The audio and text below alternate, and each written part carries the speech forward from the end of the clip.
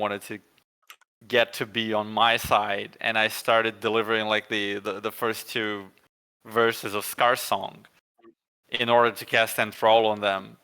But nobody caught on to the fact that I was doing the Scar song. They just thought I was doing a random bit and casually insulted them while doing it, which, is on brand, but still. You expect us to listen to what you say? I was consistently that session just attempting to keep peace instead of violence. I did my part. That was my Keeping peace is not necessarily a success.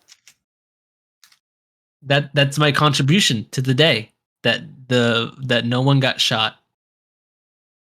Except your dragon, but I mean, Dragon these nuts to crush. I haven't heard that one in a minute. That felt good. Ways might have been easier if someone got shot. But anyway, let us begin.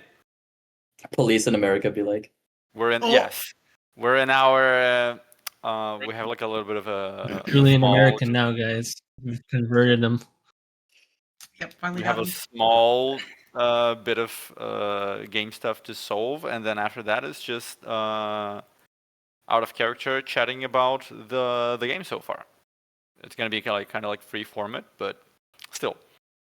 Just to recap, last session, the whole party went to meet with Mr. Windrennen at the bar that he was at after, hitting a few bars and eventually finding the one he was in. And after some conversation with varying degrees of tension, it did come to light, partially, almost like purposefully on his part, admittedly, that he was indeed the alleged main culprit behind all of the events that have been happening in the city. Alleged?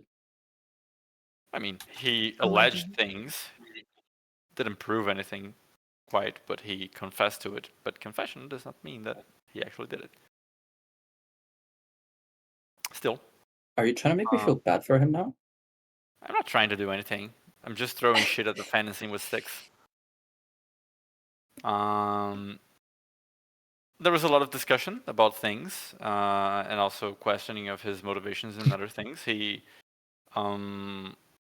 provided a few answers, but the others he was like, well, it's more fun if you find it out by yourself. And he also stipulated a few ground rules for you to follow and imposed more strict means of behavior to a number of people in the party. We had ended last session with everyone coming back home, and right now you have a little bit of time if you wish. It is getting close to midnight, but you do have some time left in your evening to maybe do whatever it is you want to do, and then once that is solved, we're going to basically end the session as soon as morning comes. So with that in mind, is there anything anyone else would like to pursue? I think Foundry is up. You go.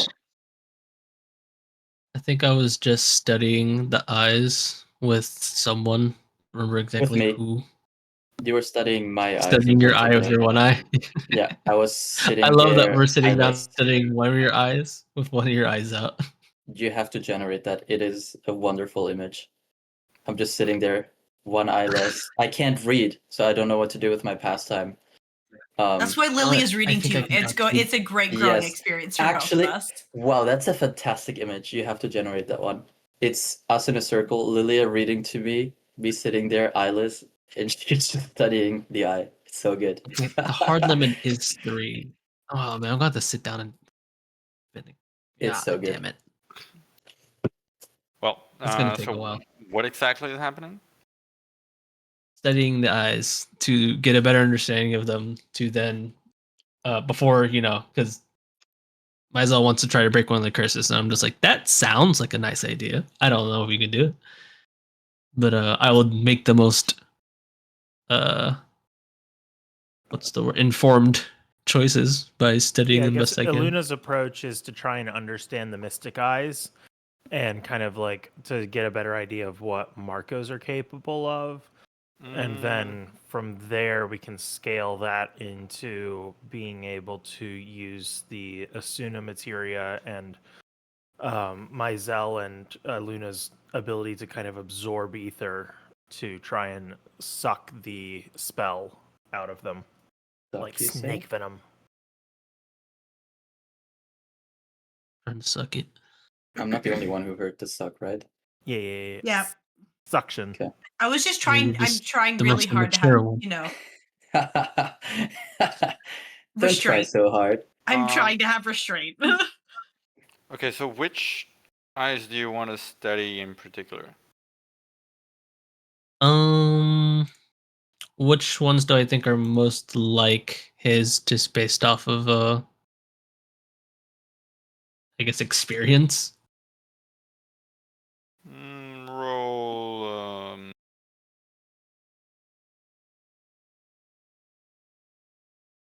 Religion, I suppose.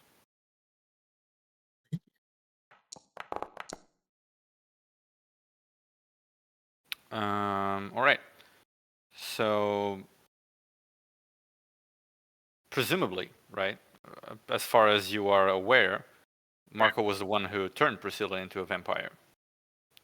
It would stand to reason that her eyes have, if there is some similarity, her eyes have a higher likelihood of being more similar to his than a pair of eyes like Selena's, who, in theory, shouldn't have any direct relation to him. Okay. But also, it's will not study. guaranteed. Do I think Selena's eyes are on a similar potencies as his, or a lesser so? You can decidedly tell that Selena's eyes are not quite that powerful. Marco's eyes were an order of magnitude above. Selena's eyes are not as powerful? No, not Wow.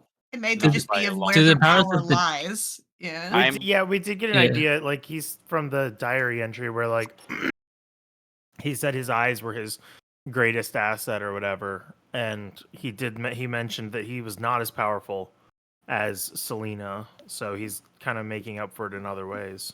Yeah, I would say that, like, everyone in the party he's being being humble. somewhat like magically attuned, you would have felt like, almost like the fucking like anime light spark effects like coming from his eyes,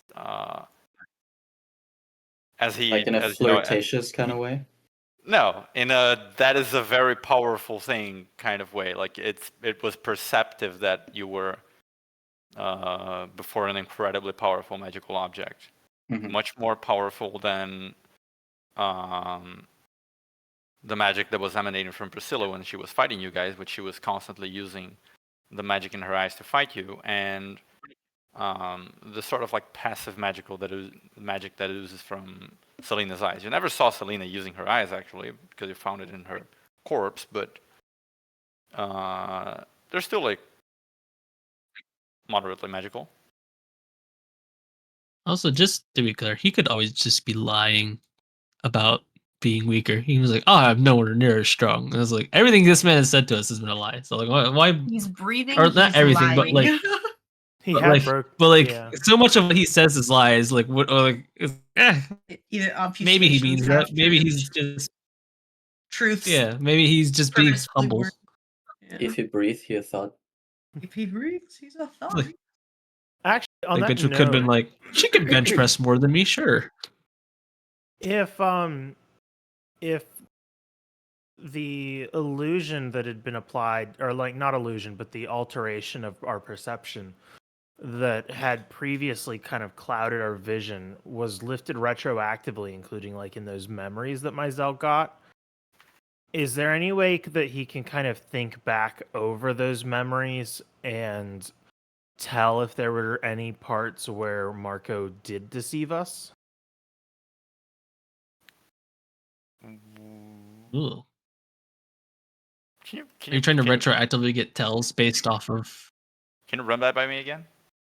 So like when he revealed his true identity to us, you Yes. mentioned that it also revealed him in the visions that Mizell got from Priscilla's mind. Yes. And if that's the case, I'm wondering if some of our previous interactions, like our memories of those interactions, had the illusionary veil lifted, and if that might have been concealing some tells that he was like lying to us in instances. How would you be able to tell that they were tells? In Just the off of her usual, memories. I think he's trying to come. I think he's trying to not compare and off of contrast like Priscilla's the memories, memories that off he. of my own memories. Well, You you have to mean like compare the two. Is essentially. You mean compare when he's being genuine and when he's being like when he's being deliberately false? Yeah, I mean, kind of now that now that we've like seen through that veil, is there a way to like tell based on our previous interactions whether anything he said doesn't seem quite right? He was talking to you guys in much the same way he was talking to Priscilla in the memories. He wasn't being very different with her. Like he was I don't think you would have been able to precisely like tell if he has some like distinct change in behavior. Not based off of what you saw in her memories, at least. Reese, he's a liar. True. Not everything he says is lies. That's the point, you know. Most of it. Yeah, because you can presume that he wasn't just lying to Priscilla all the time. He didn't really have a reason to. But perhaps he was sometimes being coy or not entirely truthful about it, which is basically the same as when he was talking to you guys. There is, I think, fair grounds to think not everything he said was a lie, because otherwise there would be no point in the conversation to begin with. But some of them were, and I don't think the memories would necessarily help you in that regard.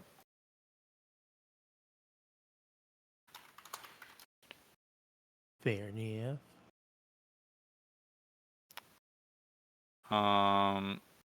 But with that in mind, what is your approach regarding like studying things?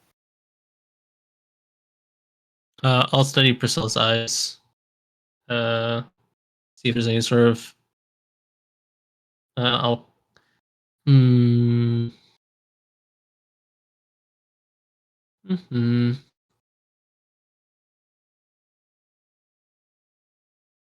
trying to decide whether or not. I mean, they kind of come from two branches of the same thought. Of like, do I study alchemically and figure out if there's like a way through Arcana to like, there's something like an arcane way to like sort of combat these type of eyes, or do I just study it like straight up as like an Arcana thing? It doesn't really matter to the roles. It's the same for me. I just not sure which one makes more sense.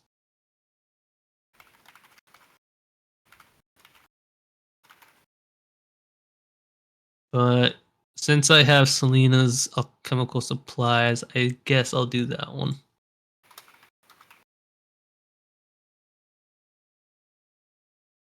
So you're studying them alchemically? Yeah.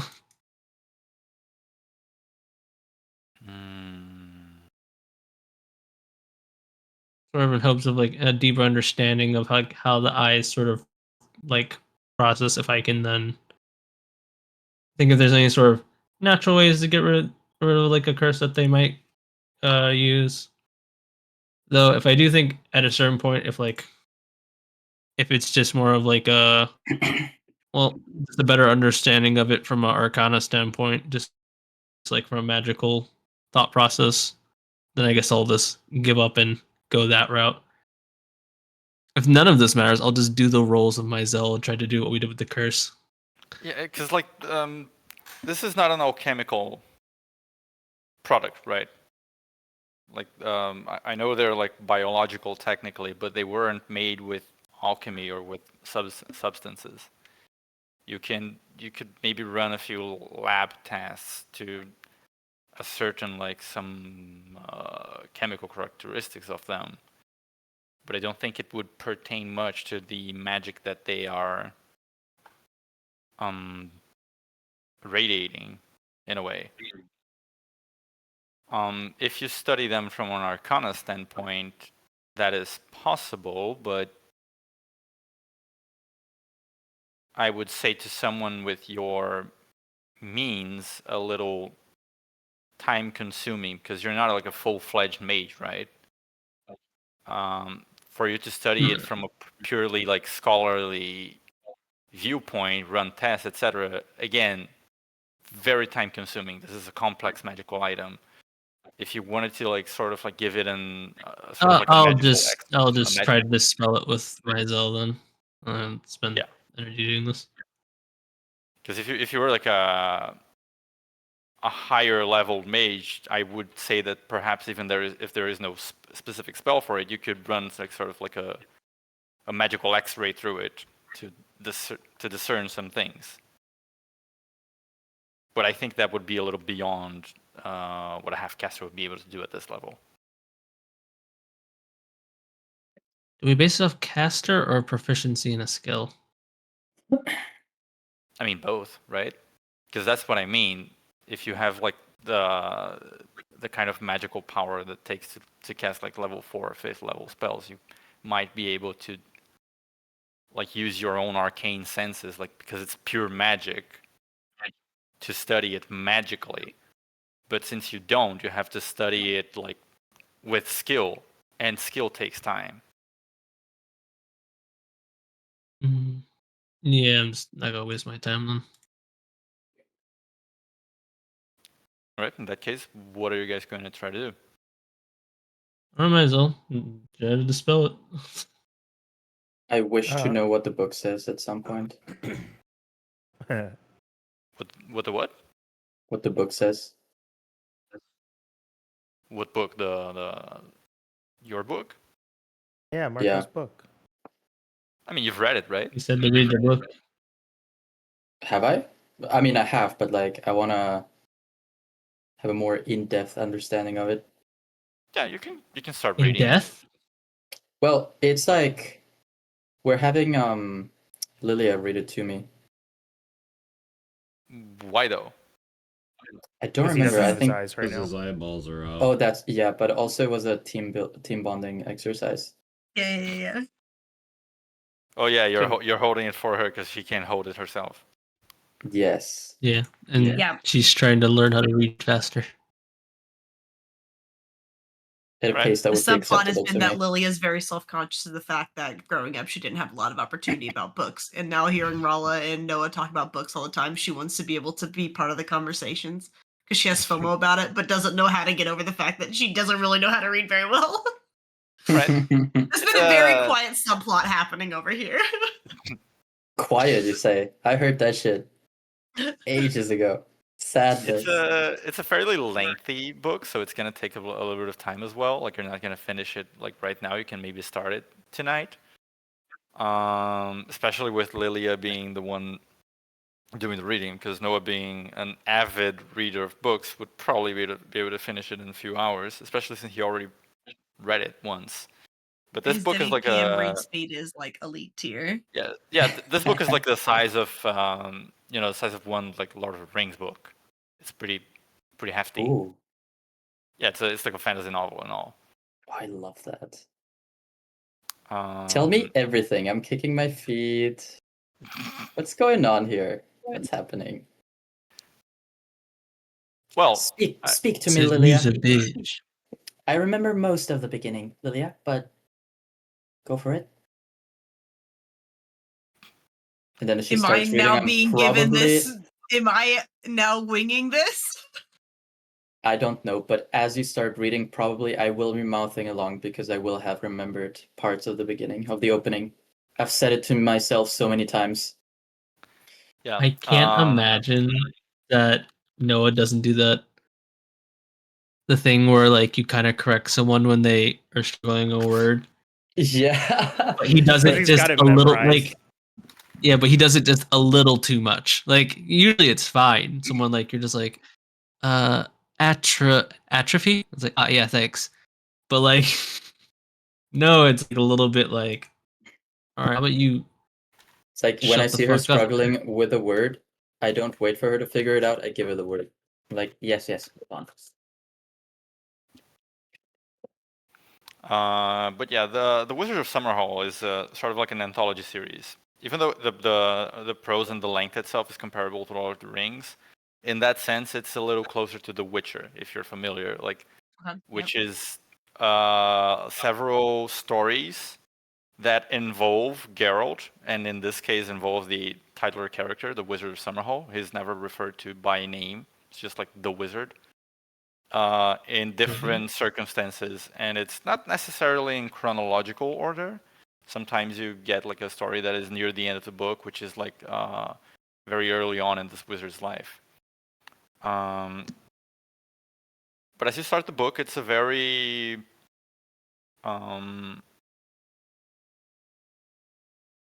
it's expertly written to begin with. Like the prose is just like immaculate, impeccable.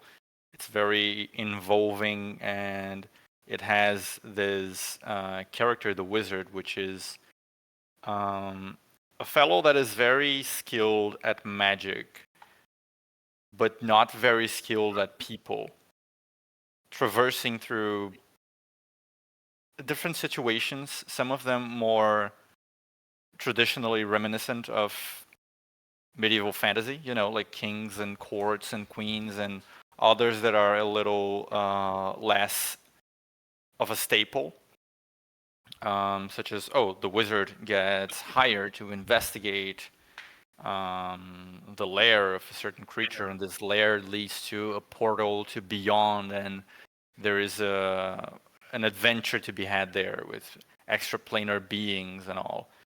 Listen to this part, Luna. I love the way he writes this. Mm-hmm. It is all very very compelling and also very romantic. Not in the sense of you know, not romantic in the sense of like two people having an affair, but romantic in the grander sense of like the romance of life itself. Although there are like bits and pieces of actual romance between people sprinkled here and there. Not the wizard, though, right? I'm gonna assume you Not- didn't meet a fair when you said that, because affairs aren't really all that romantic. Maybe mean, they're Well, the I mean, I most guess they. Marital According affair. There's also like you can be in affairs about an area in general, since According not to in the the French- Okay. According to the Yeah, French I and was what I just like- learned in Emily in Paris, affairs are the most romantic of them all. Yeah, it's only an affair if it's if it's someone from France. Otherwise, it's just Yes, sparkling cheating. Yeah. Exactly. And this is everything I've learned from Emily in Paris, so I will take it as correct and factual. Just for my own personal like compass on this, how Dresden Files are we talking? I have not delved into that. Okay. Dresden Files. Sounds pretty Dresden-y. Okay. I was trying to decide if that was an internal decision that was made or a No, I haven't. I haven't actually. Yeah, I'm not familiar with Dresden Files, but yeah, it is. feel It's like I very don't much know a also little bit goes by about everything. wizard a lot because that is like what seriously? his title is. Yeah. damn. Okay. But no, there's no inspiration from that because I literally don't know that. Something. I don't know. Every story is another one told something. I think Mizell would kind of be listening with interest because he's not read this book and is curious about it. Yeah. Many of the settings in the book are based on settings in real life. There is like well, there's only time really for Lilith to read maybe 2 of these stories, but one of them you can tell is in a city that is below Grimvar's wall. It's on the like southern side of this continent, but it is like a real location, and some of the details of the like socio-political aspect of it leads you to believe that it's set maybe like a couple hundred years back or even more. Just due to the language used and historical events that are being quoted. But yeah, the whole thing is very...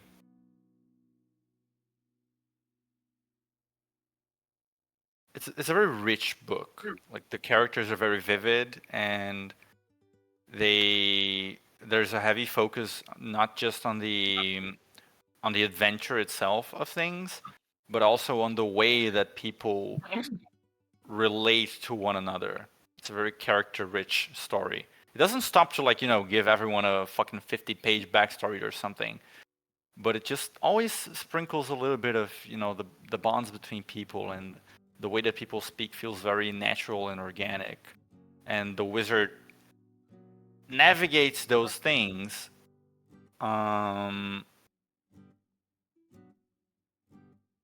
not being very good at dealing with them, but he's also not like super awkward. He at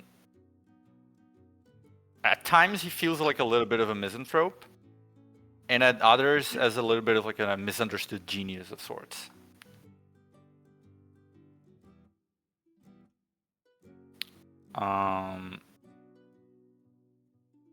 And reading and hearing those things with now like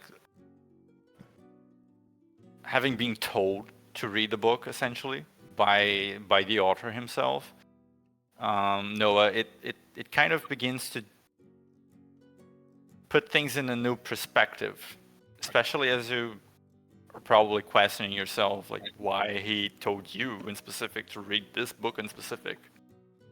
I think I always felt a little bit of a connection, but now it's more like, this about me or my master? Yes. Master is not the right word. My creator. No. Yeah. There is a bit of there's definitely a little bit of a scratch, like an itch at the back of your head. That I will say that due to the time, maybe it just lingers there for a little bit. It's just kind of like that. But when you delve further into this book at a later point, because even if, well, you do need to sleep technically, just rest in general, but Lily also does, so you can't just stay all night reading this. I mean, you can. It's a free country, but I assume you have things you want to do tomorrow.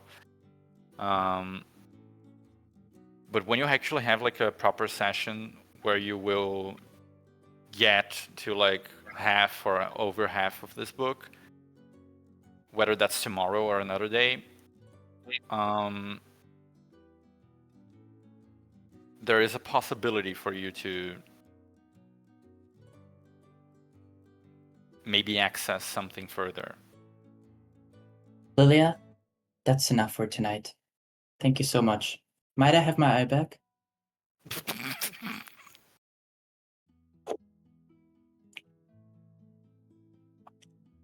Luna places it at like the third eye. Oh. That's weird. Can you see with I it can like see that? the future. Yes, I can see. I can see But that you're missing an eye. You can't use it the way you're holding it, right? No.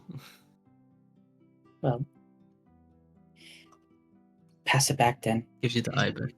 Thank you. Gives you the eye back. And I, with a very little care is not the right word, but unceremoniously just like stuff it back inside. All right, we are so back. That pick up on Mike? Dang, I did a little popping noise. I wasn't sure if it picked up. Oh, I wish my mic did that. well, yeah. Thank you for reading. I don't know why I hesitated so long on that word. My bad. Didn't Thanks mean to come off for shady. listening. The tea, the shade. You did The pretty air well. quotes on reading. Yeah. for Thank you for reading. me filling in the blanks on every other sentence. No, you did really well.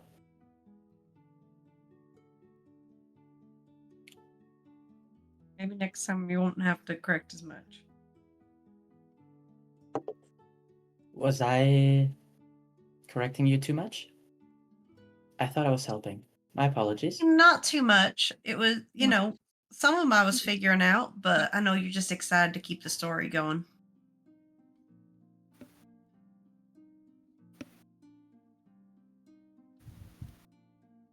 I'll be more quiet tomorrow.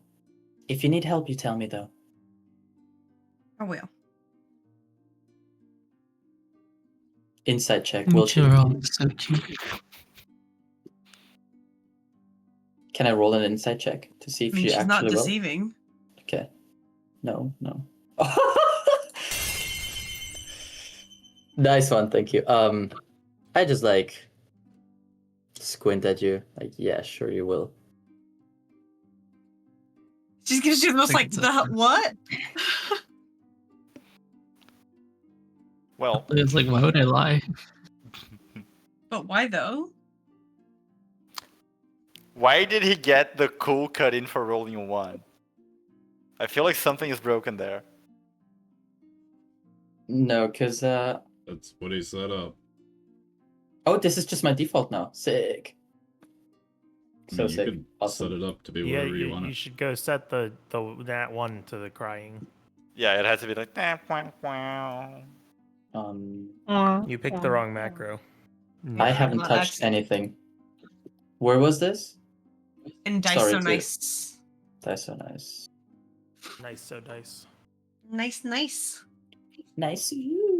Nice, Special nice. effects, right? Yes. Nice, Oh, okay, baby. yeah, okay. Mm. Meow meow meow meow Meow meow meow meow. meow meow meow meow meow. I love these calls. You So, say fellas, anything. What That are- spirals. what are So the good. others doing? I think Mizell was kind of meditating, studying the aura of the magic in preparation to try and remove it. Because I'm Okay. assuming it shows up similarly to the aura that was on the others You in the assumed incorrectly. town, but might be a little stronger. Nope, No? not similar. Okay. It bears some similarities, but it's different. Okay. Noticeably different. Not the same thing. So in that case, he'll be kind of studying the aura and noting the similarities to what they had dispelled before and the differences to try and get a better grasp on it when they go to actually try and remove it. All right. Are you proficient in Arcana? I am. Are you proficient in Religion? I am not. Okay, we can I roll. am. Well, but he's the one doing the analyzing. You can't see the magic currently, right? Or are you going to do something and study it with him at the same time? I was supposed to be helping him. Doing what he's supposed to be doing. I just gave up on what I was doing. Okay. Yeah, Iluna was gonna help because like Iluna's kind of what? I've half Mizell given up on this in Mizell general. has the cleansing power, and Iluna had kind of the like ability to absorb. And so I think the kind of idea is that Mizell would use the Asuna materia to try and push cleansing magic into the person, and Iluna would try and pull the bad magic out. Right. If you are both analyzing, yeah, but I know what your plan is, but currently you're just Yeah. studying it. If you are both analyzing, looking at the magic around the three of them together, then you can roll Arcana with advantage. Okay. Alright. I'm gonna enhance ability just in general though for the next however long we do this at night. No, so that's a 17, right? No, that's just one person rolling at advantage. Okay, but Luna got the nat 20, right? That's how that works? That's did. not how this works. If I tell you guys one of you rolls at advantage, then one of you rolls at advantage. You can't just both roll at advantage because you want to. Oh, I thought we were both rolling. Oh. No, he's getting advantage because of your proficiency in religion. Oh, okay. Why didn't you roll better? It's a great question, man. Skill issue. It was worth well, it to see the little wink. Good job, Idol. You look at the magic. Yeah, it's magic. And you notice that it seems to be latched onto them in a different way than you are normally accustomed to. The way that that the Ether is sort of like, you can not even see much of it at this point, really. If you weren't aware that they had gotten this cast on them, maybe it would have even gotten by unnoticed by you somehow, because it seems to be more closely knit on them as an enchantment normally would be. And this is a little bit puzzling, like purely in the realm of your arcane knowledge. It might be a kind of realm that you had not delved in much, but as you describe how this whole thing looks and the details of it that set it apart from other things that you're familiar with, to be Luna, she would be able to share with you some insights that come from her different and study into this kind of matter, which comes from also from a religious, occult, and mystic side of things, which you had not delved into much in your time at Ringcrest. It was more on the objective arcane studies of it. And the theory that you both come to together regarding this is that it's probably closer to a curse than a proper magic spell. And curses are a bit trickier to remove or to solve when they are particularly powerful. Much trickier than a normal spell would be. With this, that is about as far as you can get. I wouldn't say that you would be able to recall more details about how curses work right off the bat without further study or revising notes or sources of knowledge. But you can tell that the working theory that you can come to is that it's probably a curse, and there may be specific mechanisms to undo it rather than it being something that you can just dispel. Just dispelling it by brute force, very few cases of it. And I assume if we try, it could either hurt the person it's been cast on or hurt the person trying to dispel it. Or just fail outright. That is something that would remain in that is more of an uninformed idea that you may have, but I wouldn't say that you would be able to know that for sure right now. This will definitely be trickier than curing Mark. The magic here is structured more like a curse than a proper then like an enchantment that would influence their minds. I don't know if we can force this like we did with Mark. We can try the Asuna materia, but it could backfire as well.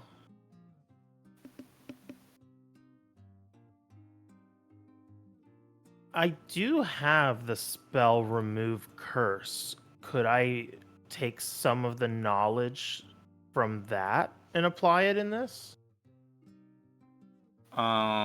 Given that you know the spell, you would be aware that the spell is capable of undoing very minor curses. Mm-hmm. Sometimes suspending the effects of curses of like a medium complexity. But with more powerful curses, it would only be truly capable of affecting the curse if it is backed up by something else, like sort of in the sense that some curses cannot be undone even if you go after like specific means to them, and the spell kind of like supplements the power. Like as it is, just brute forcing the spell probably either not enough, or you would have to make a really concentrated effort. If you could back the spell up with something else, it could work. But you wouldn't be able to just ascertain what that something is right off the bat right now.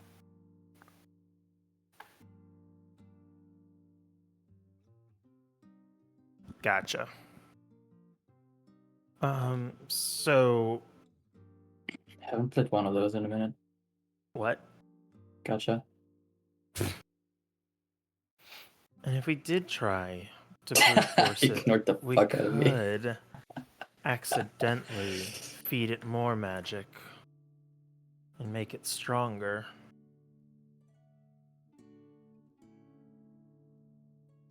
Might need to read up some more on curses before trying anything with this one.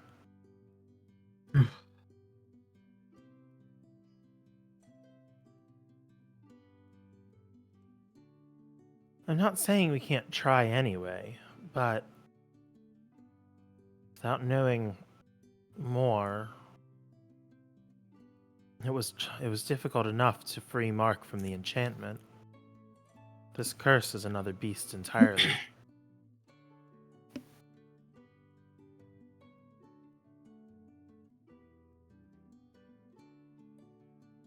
I have no comment on this. I'm kind of giving up on it.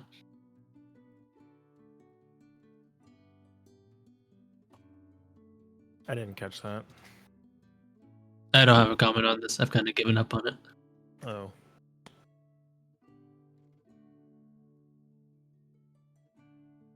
At least for now. Like, that just doesn't say anything.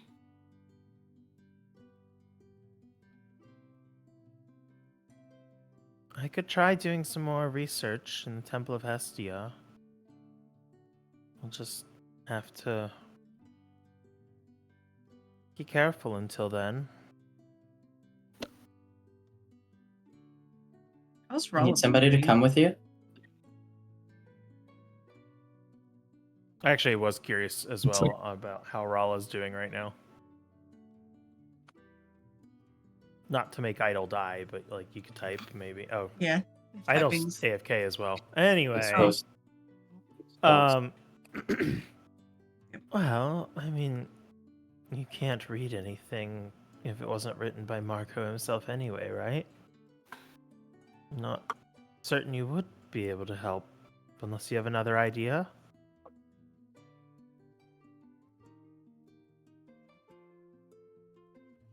Are you talking to me? Sorry, say that again. Because Noah Yeah. offered to come along. And Myzel Yeah. was just kind of saying, normally I'd say yes, but if you aren't able to read anything that wasn't written by Marco, do you think you'd be able to help? I'm sure I'll find a way. Reading isn't the only thing I'm good at. You could vibe check the books. Let me know if one seems Right. There are endless vibes to books at all times.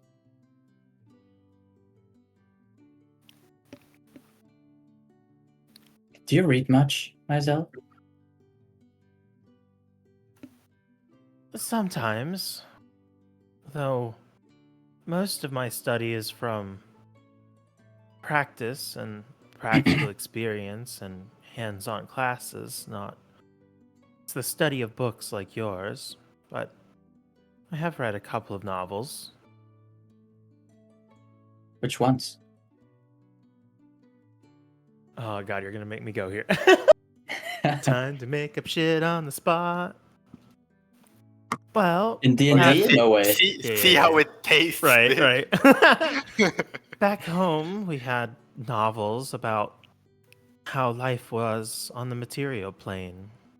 You know, like things there are very whimsical and change day to day, and it was interesting to read about the ideas of things being similar day to day, living your daily life.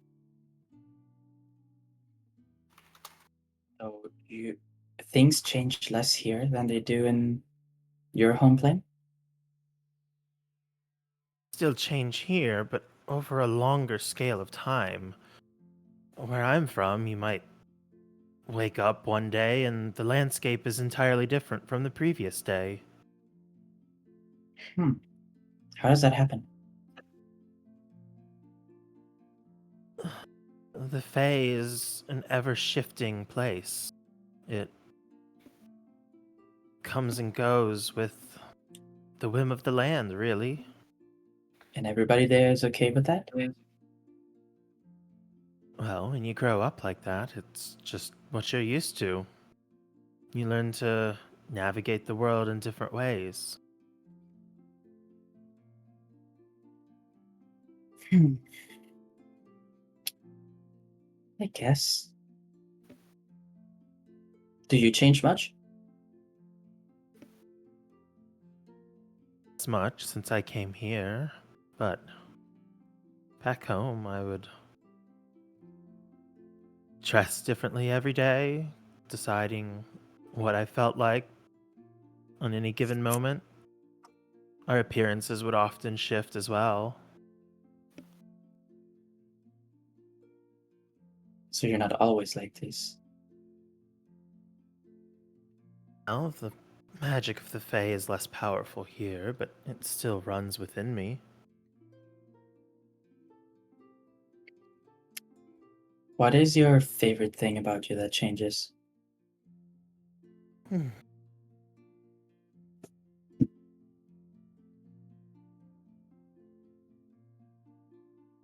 would say probably my eyes. Even before I had these magical ones, they still changed colors based on my mood. I'm sure I could do that here too.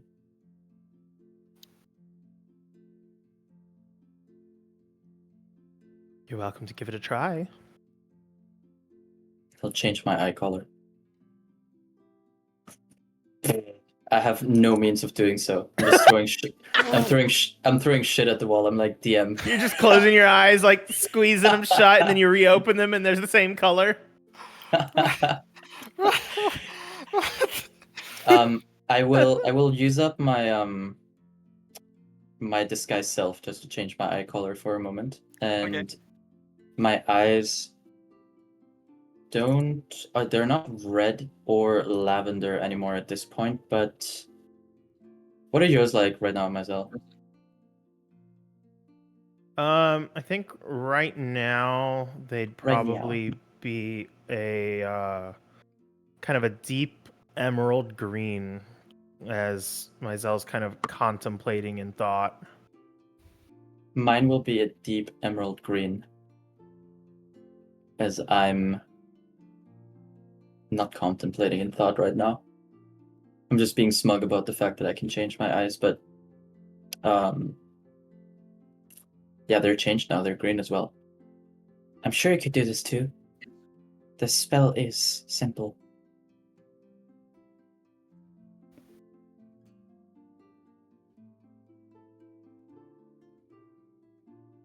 Very neat.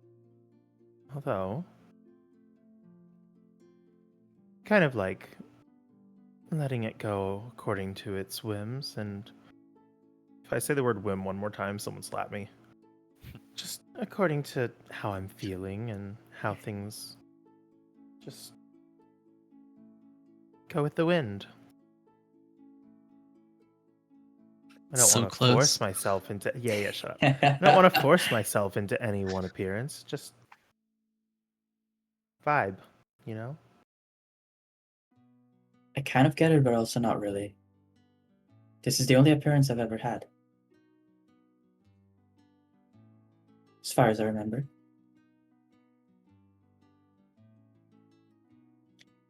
Well, I'm sorry. That was a massive detour from what we were actually talking about. But I was somewhat curious. That's okay. I should wait for things to calm down at the temple a little before going over anyway. I'll come along. I'm sure I'll be able to help you.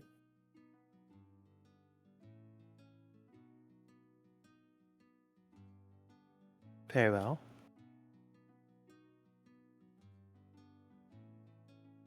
It's just gonna be Myzel telling no. This is what the book says. What does that mean? He's just like, ugh, the Right. parabola. I can talk to people. I'm really good at that. Oh yeah, 100%. I am the Wizard of Summer Hall after all. Mm-hmm. I thought you were gonna say Oz for some reason. That one too. No, is every wizard. I'm every wizard. I'm every wizard. Is there anything else Me. someone wanted to do before going for the long rest? Actually, oh, wait. we're gonna check on Rala Mm-hmm. now that Idol's back. Yeah. So she was like falling asleep at the bar, so I feel like as soon as we got home, she would have just fallen on the Conked out. couch, cuddled up to Gigi, and just she's sawing logs, man. And then I would carry her to bed. Get her into something comfy. Tuck her in. Probably join her after kind of giving up on getting rid of the curse tonight.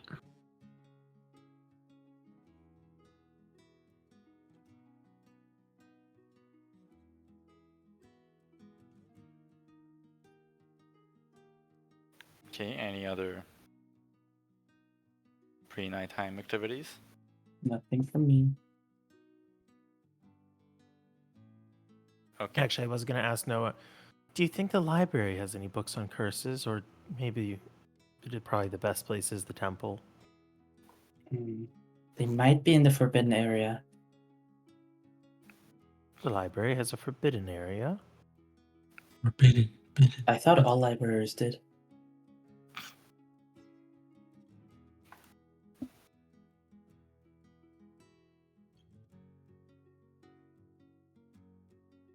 But yes.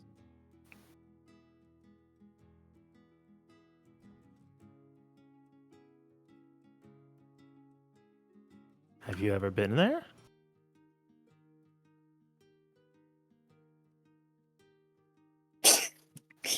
Just smiling to myself in real life right now. Whatever I say here now. Myzel waiting for Noah to try and lie. I basically ran that section, yeah. It's not a big deal, you know. They just really trusted me with everything, so I had access constantly.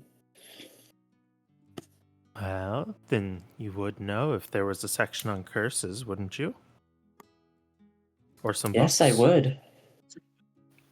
Yes, I really would. Is there a section on curses, God? As I look up at the sky to try and remember. There are some probably some textbooks on magic which are not used much by the common populace. and they are probably not the most specialized. You're aware that the quality of the arcane section of the library leaves much to be desired, but you could perhaps find something there. There's actually an entire section on magic. Honestly, the books aren't that great, at least I found so after reading some of them myself. But, I mean, to a commoner in magic like yourself, maybe they could be really helpful. Myzel's just kind of giving him the side eye at the commoner reference. Would you like to try there before we check the temple then? Let's do that. That's basically my favorite terrain. So I'll have a lot of advantages there. Rangers can't have shit. No, even the wizard has a favorite terrain. Also, I know the owner, so he'll allow us into the forbidden section for sure. Forbidden. Go check it out. Are you actually interested in going or no? I'm not sure with the way you're talking about it. Oh, I am. I don't think I've actually been to the library, except maybe very briefly. Does the Feywild have libraries? God, does the Feywild have libraries? No, it actually does not. How many No, books are in a most people library? tend to have their own personal collections if they have books at all. Or you just find writings magically all over the place. I respect that. You might walk up to a tree and somebody's imbued it with a spell to give knowledge. To recap, Tell you a story. The Feywild's language does not have a written form. It's only spoken. Oh, that's right. Okay. Do you guys know how to read? Well, obviously I know how to read. Just not in the language that we speak. Don't say obviously like that. Lilia is really trying her best. You're sounding a little condescending. It was not intended Yes. in that way. It's all Very right. I'm simpler used to for catching common. strays at this point. It's okay. You don't have to Aluna apologize just to like me. wraps her arms. Aluna just gives her like a back hug around the shoulders. She's just like, oh. It's okay, Lilia. I've got you. I know you're trying your best. I think like Lily goes to like try and make comment, just like, I don't have it in me. Rule number. I don't remember what number I'm on anymore. You Don't don't let have to double anyone down tell on you. everything. Yeah, but don't let anyone tell you that you're not good enough or anything like that, or that reading is necessary to be a successful part of society or intelligent in any kind of way or helpful or meaningful or anything like that, okay? Noah, Yes? good rule. Rule for you. No one to stop talking. I would if I And you'll could know, read. by the way, when you're talking and you're looking at a person and their face starts to slowly change from normal into like a face you're not used to seeing.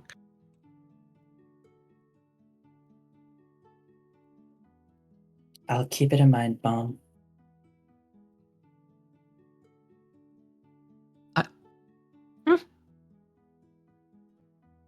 His dad owns the Taking it as a library, compliment. and his mom's an archaeologist. So are there like a lot of books at a library? Yeah. Like at so least 5. Yeah. Okay, cool. His life is crazy. I'm not lying. At least 5 bananas.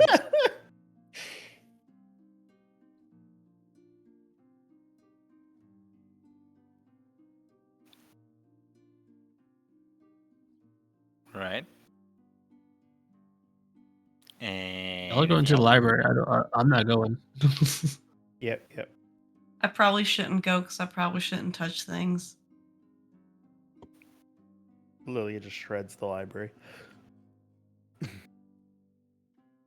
Maybe you could shred some chicken for dinner. You're right. A woman shouldn't be educated. They should just be in the kitchen.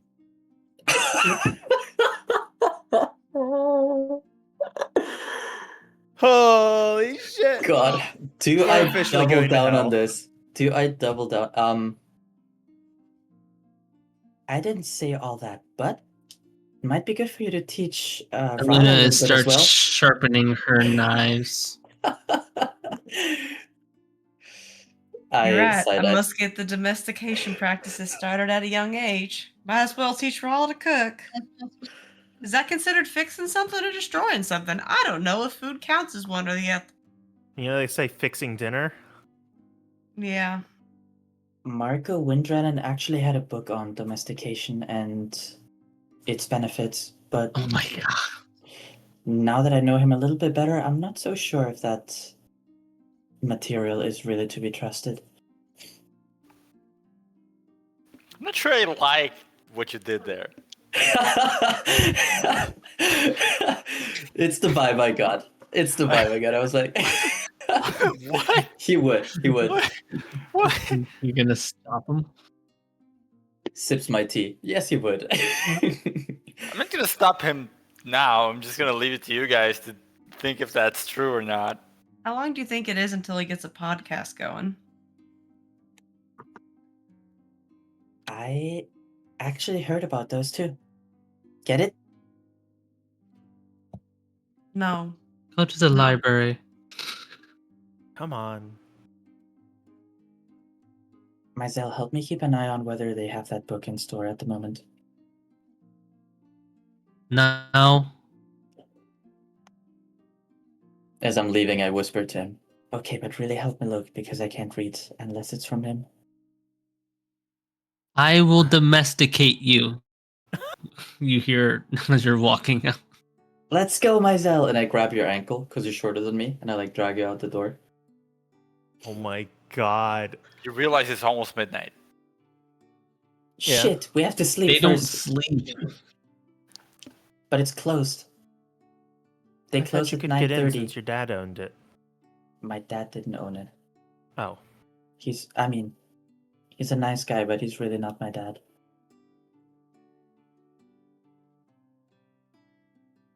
Well, then I could go check the temple on my own. Now? I don't need sleep. I just need to sit down and read for a while.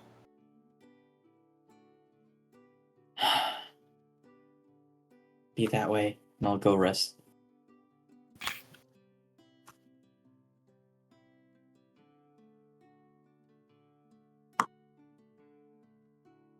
Alright, I don't know Okay. if you want to RP out Mizell sneaking into the temple again and finding some more books.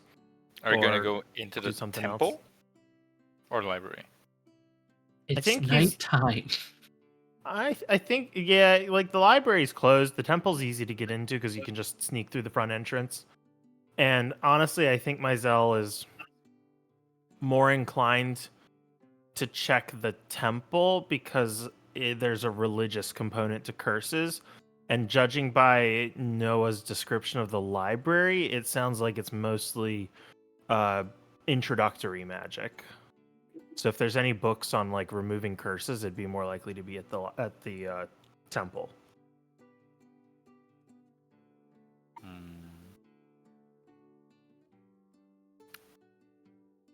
But what about the hidden section? The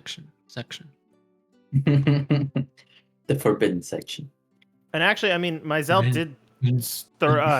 did thoroughly scour the temples, all of the temple's collections the other night. Does he recall if there were any books? You didn't thoroughly curses. scour all of the collections. Like you had like 5 hours. You couldn't have read all like as much as like one book in its entirety.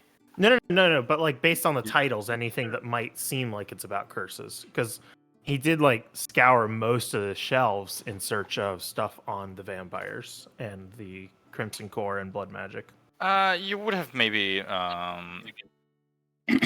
a couple of volumes that probably have to do with that kind of thing. Like it was about, obviously there's a religious aspect to it, so it was kind of talking about like sacrilegious acts or desecrated things and that kind of thing. Mm-hmm. Also, obviously, a copy of the Hammer of Witches, or its equivalent version in this world. But yeah, a couple of things that maybe have to do with curses. Okay. I'll go fetch those. Okay. Roll a stealth check. Okie dokie. He's gonna be doing this invisibly. Oh, where's my stealth? There's my stealth. Just catches Lucina on the way out. She's like, what the fuck? It's been a minute since you guys got home. We're talked to Marco, etc. She's long gone already. Okay, you managed to get into the temple just as before. Things proceed pretty much as they did the other night. Are you just getting the books and leaving? Yeah, he'll grab a couple books and then take them back to the house, and he'll probably return them the next night. Okay. You get the books, return to the house, and you can conduct a little bit of a nighttime study session. He'll sit in Selena's coffin and read books. Our house in the middle of our house. Uh-huh. In the Literally. middle of our street, our house. Roll an investigation check just to sort of like peruse the books in this quick span of time.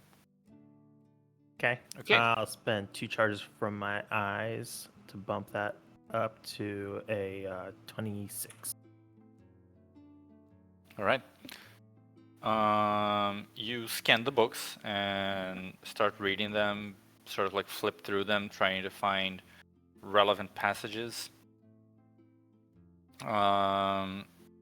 You find a couple of stories and descriptions of curses that afflicted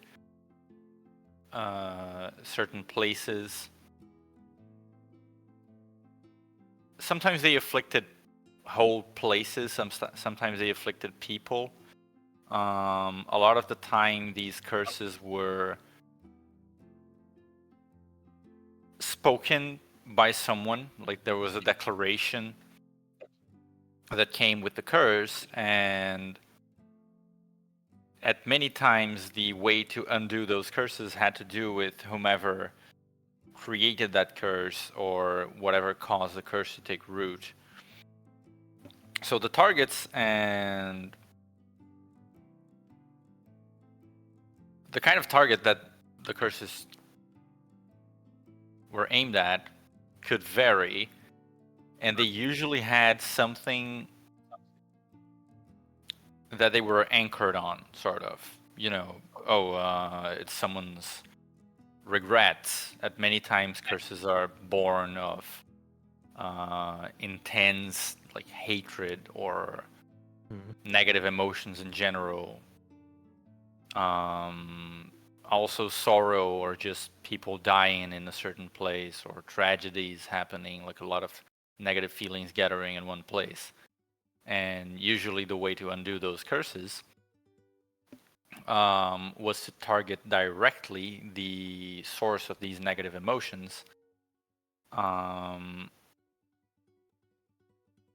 and either do something that would make amends with those negative emotions, purify them in some way. Since those are religious books, the most mentioned method would be bringing holy things and sort of using, the power of Christ compels you, and exorcising the sources of the curse, so to speak, which would remind you sort of like your remove curse spell, which could potentially serve the same function, but it would have to be aimed at something specific, not the person that was cursed itself, but something a little more accurate than that. For instance, if a dead person's grudge caused a curse to befall a person, you would not target the person with, in the book's case, the exorcist arts, but like the gravestone of the person who died or something like that, you know, another thing that the curse was anchored on. That is like reading a couple of the cases from these books, that is sort of what you can gather. There is a distinct difference that you can notice, which is that Marco didn't seem to have been... He didn't speak anything super ominous. He merely just like gave things that they couldn't do. Mm-hmm. But there was nothing that would clue you as to like what kind of thing would be anchoring this curse. And he didn't seem to be doing it with like a particular set of negative emotions. Like, you know, he didn't seem to be doing that, at least not outwardly. I'm not sure how he felt himself, but that strikes you as a bit of a difference. So it's still possible to you, perhaps, that there was something a little bit different about how he put this curse-like magic on you guys. But despite the differences, there are still definitely similarities, and that is sort of what you can gather from the material on the temple. Can I think about how he ordered Mizell to do something different and refrain from repeating the same actions, and try and find what that might have tried to anchor to, and then study on the orders that he gave my friends to try and see like what might the curse have latched onto, and how can I best target it? I don't think you'll be able to identify any logical connection to that. He just seemed to give very simple commands. Okay. There was no specification of a time limit or a condition for that to end. And really the best that you could tell is that maybe if you follow that order to a very exaggerated degree, maybe the curse would be lifted, but that's just a supposition based on like semantics, because you don't have much more to go on at this point. Okay. Do I think that maybe one of the things that his eyes let him do is bypass that need for an emotional or other kind of anchor? I mean, it's a possibility. Okay. But no concrete ideas on best way to remove yet. Perhaps further study is necessary, or looking for clues elsewhere. Or you can just ask him. True, but he's unlikely to tell us how to remove his own curse. I don't know.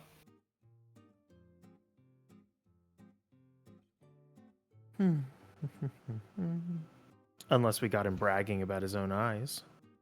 Now there's a thought. All right. What time is it now as Mizell's kind of wrapping that up? Yeah, those studies would take up basically all of your long rest. So by the time you're finishing up summarizing all of that, it would be like already be morning. Okay. No time to return the books. We'll do it tomorrow night. Yep.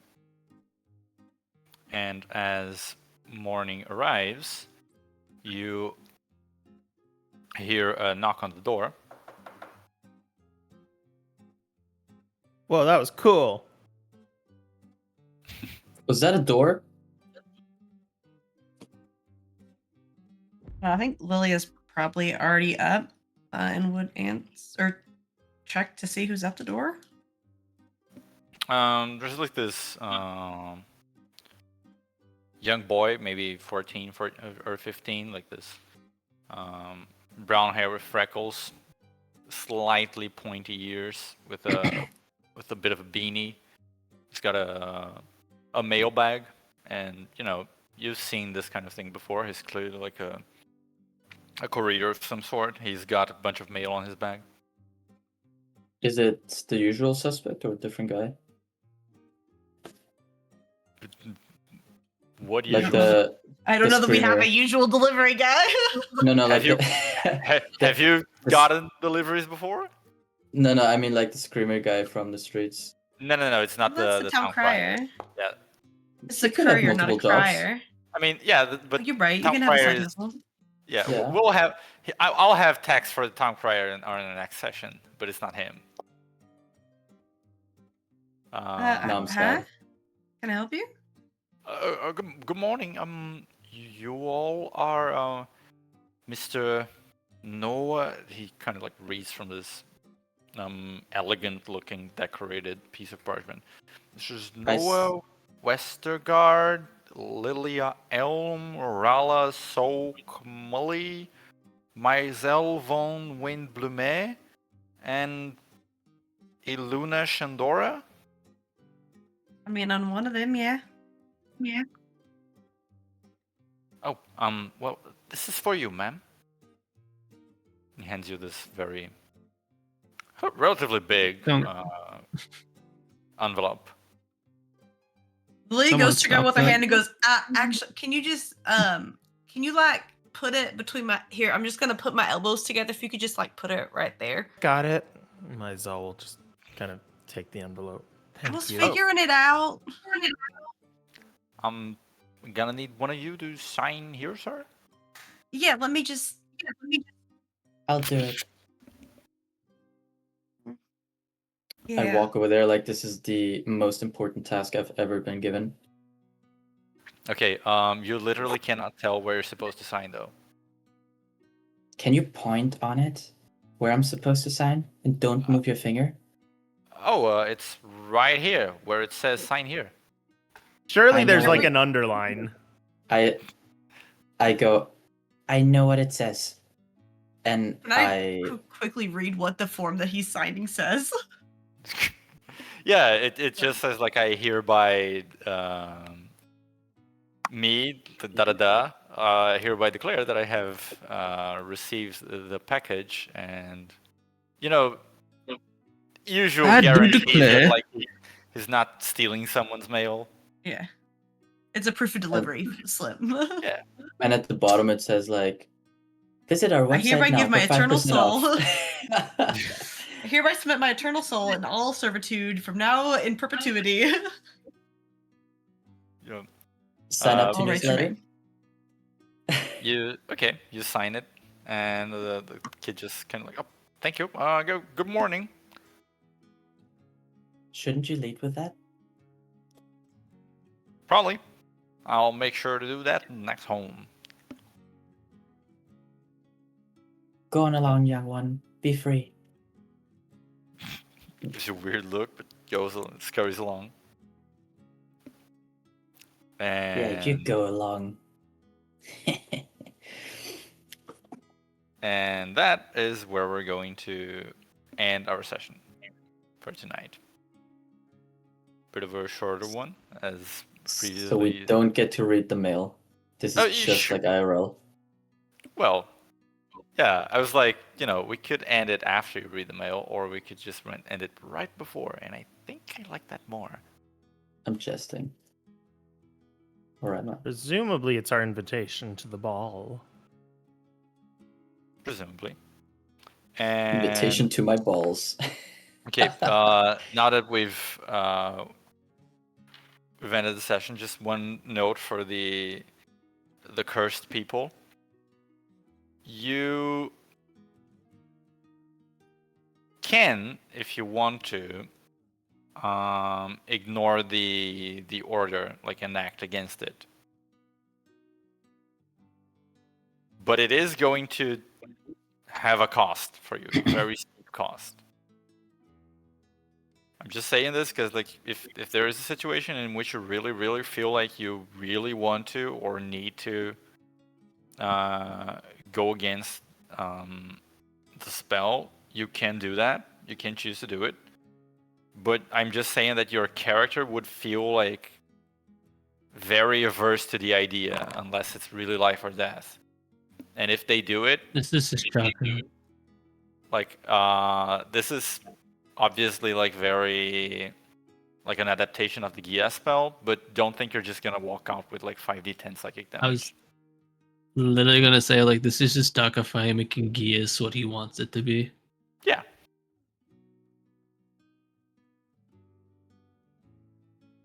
It's Geese, but it's code Gias. Haha.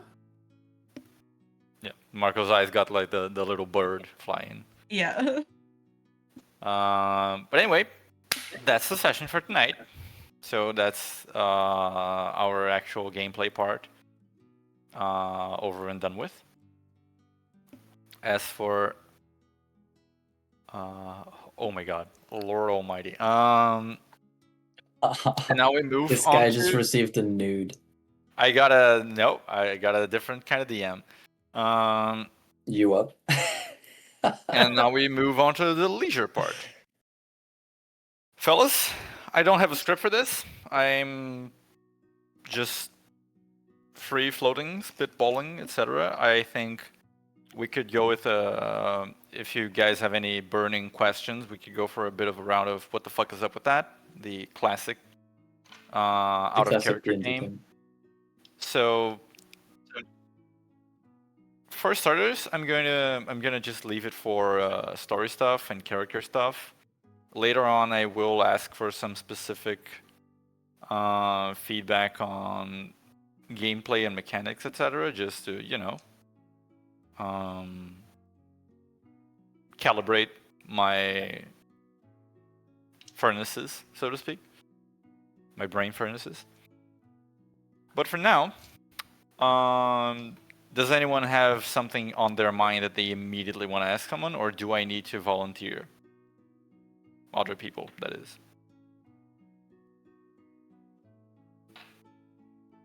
Are we doing this in character or out of character? Out of character. Oh, I feel like it'd be more fun in character. I mean, if you wanna involve at least some parts, like as an in-character chat, obviously the party has several instances of downtime that we don't role play out. So if there's any question that you think could be transitioned as a proper character question, feel free to do that. But just make sure to open that parenthesis, and it's not going to devolve into a whole role playing session. It's just going to be like an isolated conversation, because I know how talks can go sometimes. What us couldn't be. I've never talked about nonsense. Never once a day in my life. God forbid a Nope. girl have hobbies. I'm girl. I'm no longer baby, I'm girl.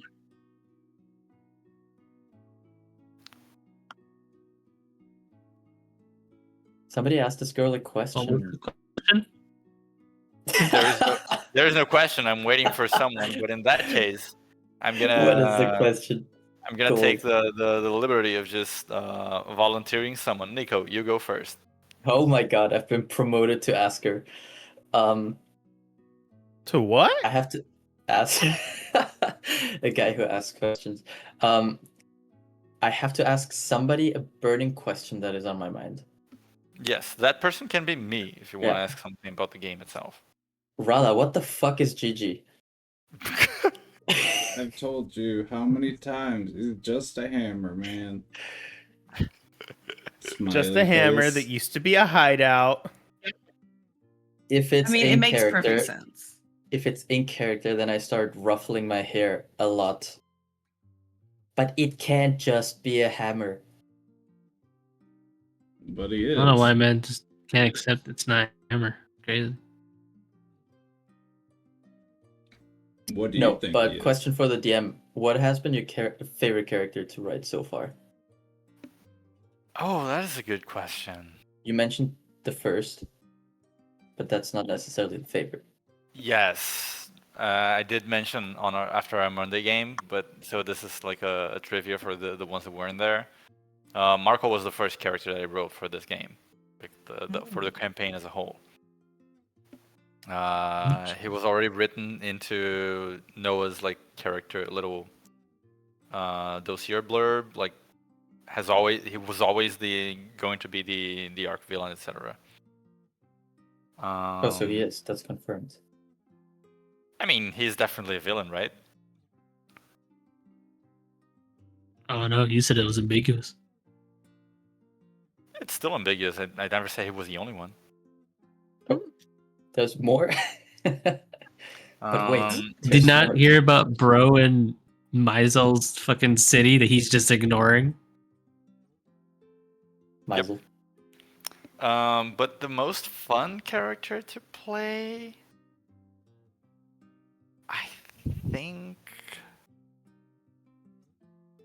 I think maybe Marco as well, honestly. He's just like I just really vibe with that kind of character. And Do you see yourself in him? a little bit. Also because like since he's a writer and he loves seeing that there's like a meta sort of thing of like he's a writer and he thinks about things as like things that to him are real life as like a story, right? And he talks about them as if they were like fictional stories, which to us in real life are fictional stories. So there is like a whole layer of fun to getting to speak from like a sort of like a meta standpoint, but it does make sense because he's that kind of guy. Kind of break the fourth wall a little bit or play with it. Yeah, exactly. Like when the first time he met you guys and he kept commenting on your names, like it was a very meta commentary. Like you guys all have like very D&D character names, you know. And it was like Oh, it yeah. was. I immediately just caught that, where I was just like, "It's weird you're doing this. What? This is a weird. Why are you? What are you doing here?" I feel like he was making a story in his head. Kind He's of, talking yeah. to us. But also, it's just like an author habit of his. Like, it's not necessarily to do with him. Oh, he has foreign powers. It's nothing like that. It's more just the author mentality seeping a little bit too much into his normal mentality. But I think overall, it's him. It's not that I see much of myself in him, though. Obviously, every creation has a little bit of their creator. And especially the more prominent ones, you know, in that sense, like Marco has a little bit of me, Lucina has a little bit of me. But yeah, I think he's the one that I have the most fun playing currently.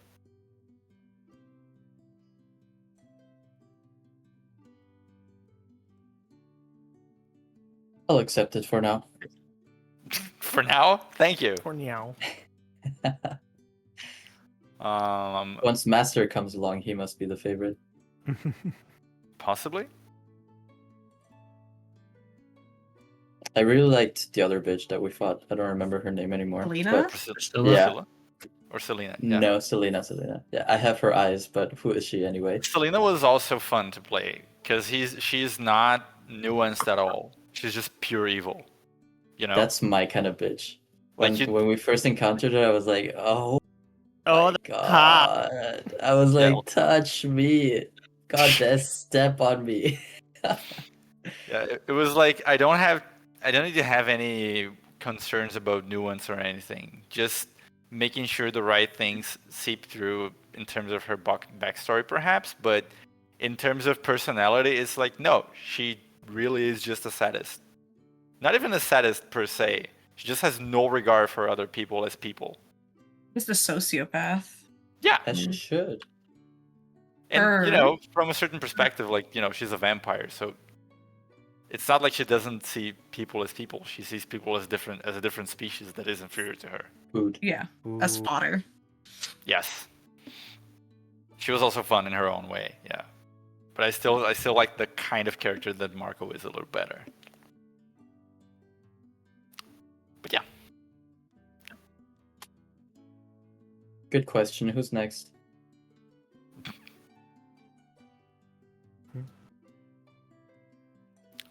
volunteer. Oh, was that Kevin speaking that I heard? I'm just reading through the journal entries to No, to no, be you're found next now. again. Yeah, but I was gonna ask a question about them, but I was trying to remember something. So let me come back to me. Okay. In that case, Laura is first.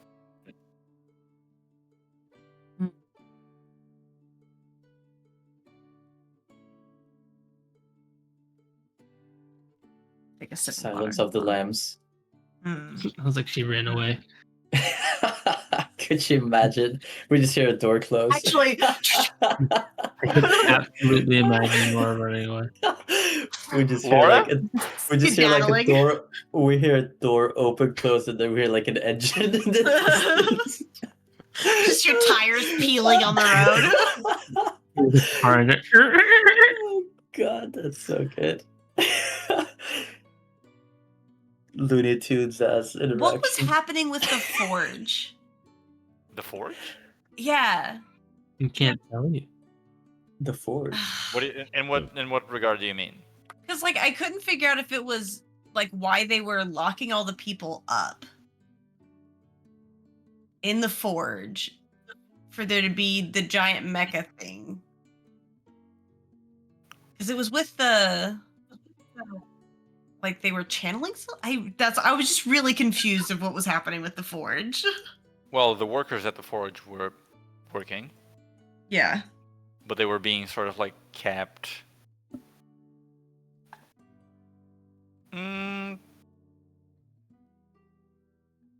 They're sort of being kept there to work on certain projects, etc. You guys found him huddled there because, well, you were already expected.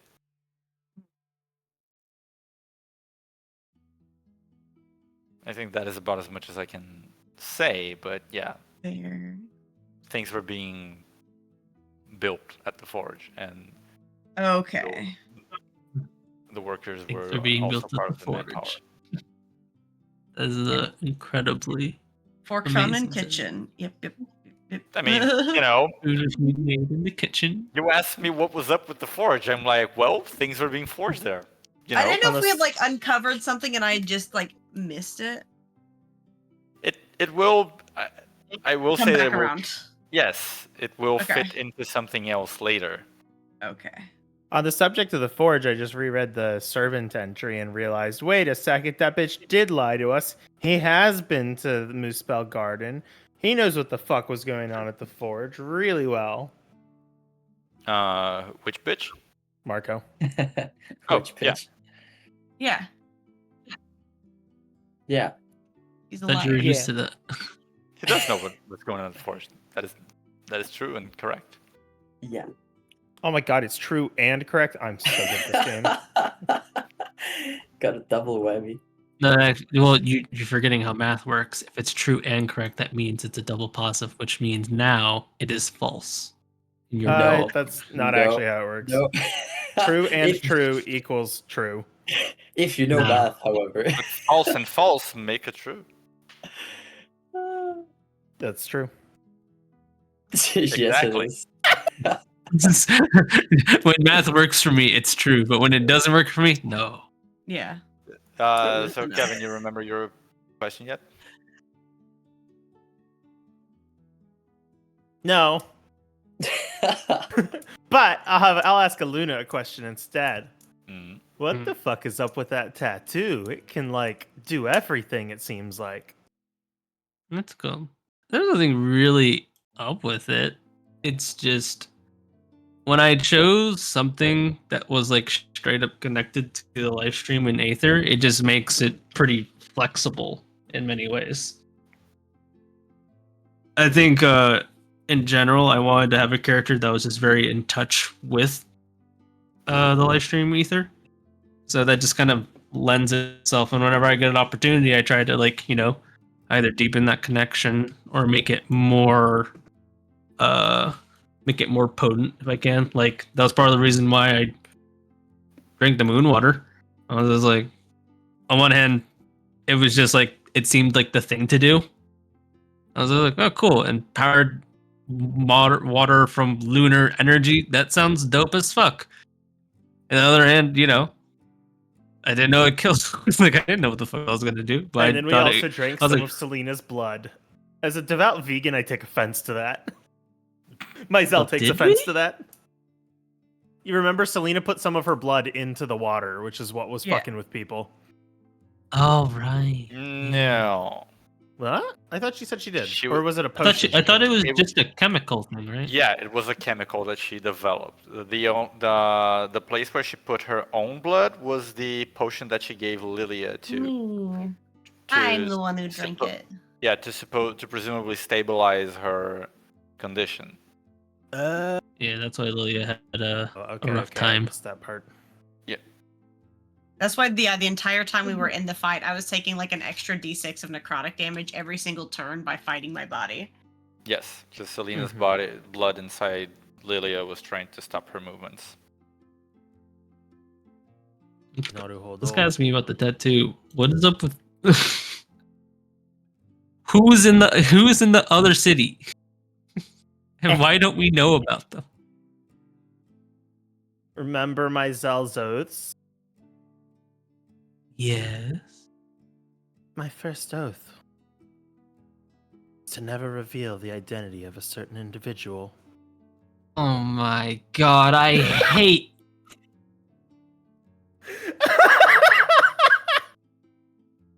That was Aluna. And maybe it was me. I'll let you decide. I'll I was never like, tell. these bitches are keeping That's me secrets. cackling I out didn't of know we could character do because I that. get to keep a secret. I Really, I cannot keep a secret. tell who it was.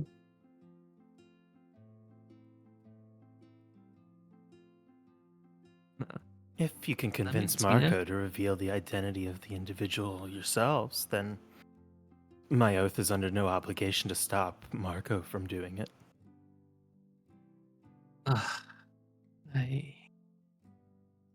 You contracted motherfucker.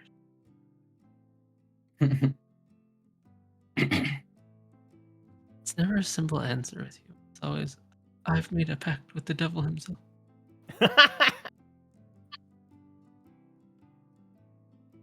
I cannot speak his name. Now that much is true. Well, I did have a question. What was I gonna say? Oh, this is a fun question. Idle, who does Rala look up to the most in the group? And actually, you know what? If you want, rank them in order. Who's the tallest? Does this include NPCs? Actually, yes, Alright. because that's interesting to me too. I think I would have to say Lucina is like super tippity top. Then currently it's probably Lilia, then Aluna, then Myzel, and then Mr. Kerheim. I was gonna say throw a fucking NPC in there.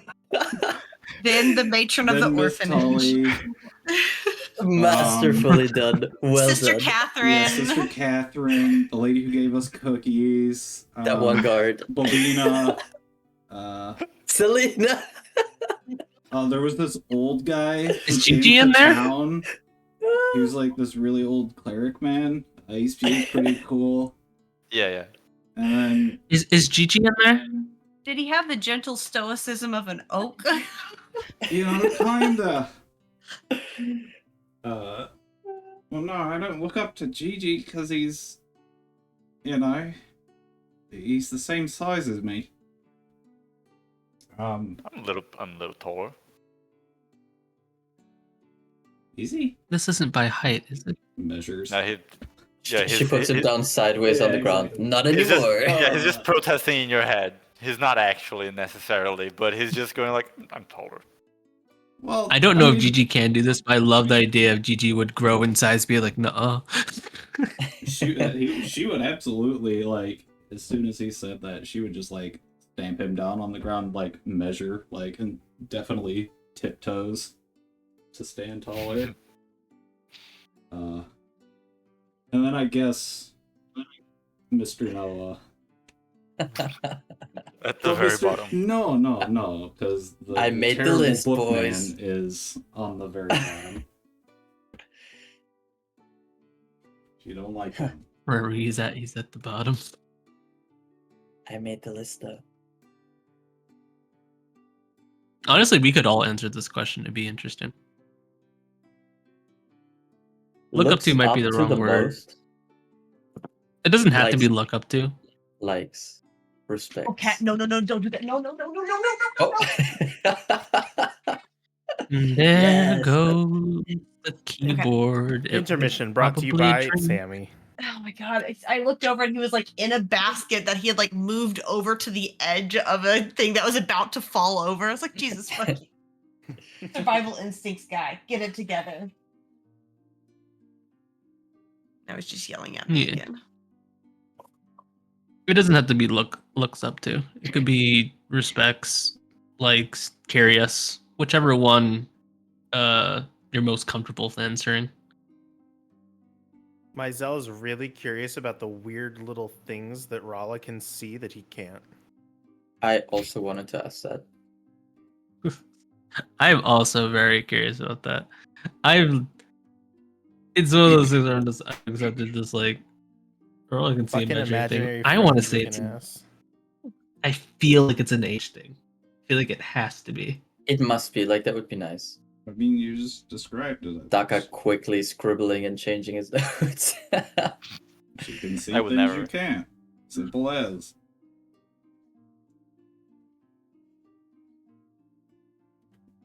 You take your Aussie accent and just. I mean, clearly there might be something to it because whatever that day was with the when we got the thingies from the wall. Yeah, the little guys that brought stuff. Giving me Ghibli. Like there's like a Yeah. Ghibli energy to this. Like they definitely exist. I've accepted that, but like it's super Ghibli power. Like I don't even know what to call it. Well, maybe it's not always. Rala's got the power of God and anime on her side. Kind of does though.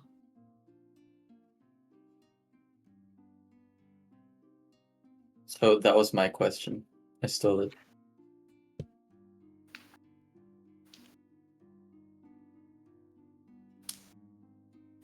What does Lilia want out of her journey? To kind of just see what there is outside of where she grew up. Because she grew up in just like a very, very small village. Like a more or less just like an expo of is it an expo of Bristol or Greyhelm? Forgetting which it was set as. Oh yeah, of Greyhelm. It's like basically just like serves to get stuff from the forest. So like getting to see first even like the Wolfwood was like, oh, super interesting and new and different. And then now seeing like to her the big city is like just kind of like now wants to see what else there is. And like see where she fits into that world. A whole new world. I think Lilia is in a very- similar vein. Go on. Go ahead. No, okay. I was just. This will gonna be a make- next question, so you can go. You can go ahead. I was just gonna make a remark that Lilia is often very Disney princess coded. Unintentionally. Yeah, she gives a lot of Ariel sometimes, but also some Belle, and sometimes a little bit of Jasmine. And then the big What's strong the Renee ginger came that along to likes to rescue shoot her. people? Esmeralda, is that the one? Is she the one that shoots people? Meredith? Meredith. people, I yeah. forgot the name. Yeah, Esmeralda Meredith's is from the Brave, Esmeralda is Gypsy from The Hunchback of Notre Dame, which has one of the best Yeah, villain yeah, yeah. songs ever of all time. and she's hot. Also true. Whoa. So sad. There's kids here. Cats are currently fighting under my chair, so we'll see if I have to break that up. They're on something tonight. Fighting very. Nope. Now they're hissing. Okay, that's cool. I guess, and my next question actually in sort of same vein: does Rala want to stay in the city after this is done? Has she ever thought about leaving the city? Depends Well, on how much we traumatize her. she's not from the city, so she probably. I mean, she's been here for. Hold on, math. Like 6 years, so it's. Say that again. How did you end up What? in the orphanage anyway? No, wait. No, pause. how many years? Did I 6 say years. that again? 6 Well, years. 6, yeah. Are you Okay. sure you only said? I'm not certain that's all he said. It did kind of sound like 60, I'll give you that. No. Yeah, no. Alright, in my defense, half my face is swollen still, so. Too fair. Okay, we're pulling that card now. Are you Yeah. making I fun of do the feel like guy you guys are searching who's for sick? something that is absolutely not there. Jeez Louise. He's faking it. Oh god, I wish I were. Oh. Oh. What was How did Rala Look what end you up all in the done. orphanage in Great Helm? He got real defensive though. No, okay. So she's been there for 6 years. But she's like, obviously it's nice here compared to where she was. And Me win. yep. You and your girl. God. But it's not like this is home or anything to her. It's nice, but if things will, things move out from the city, she might go.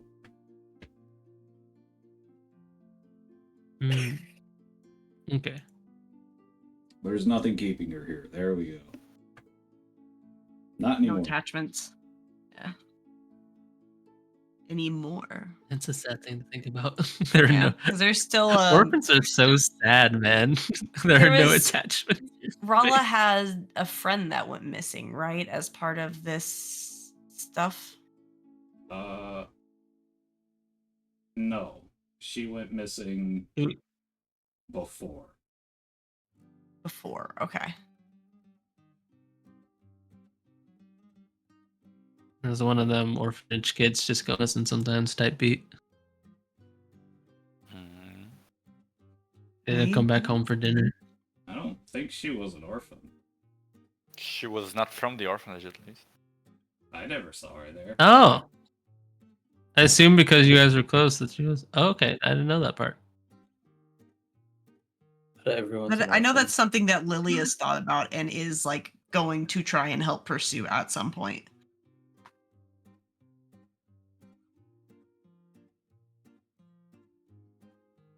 You gonna put money? Whatever. Shit, she's in the place that we changed the name of that I never remember. Sanatorium?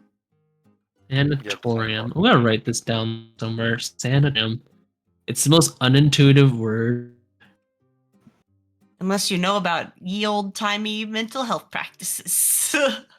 It's a word I never use for like I'd say infirmary, sick room, sick bay, nursing home, I mean, like hospice. it has the same like root as like sanitized, sanitizing or sanity.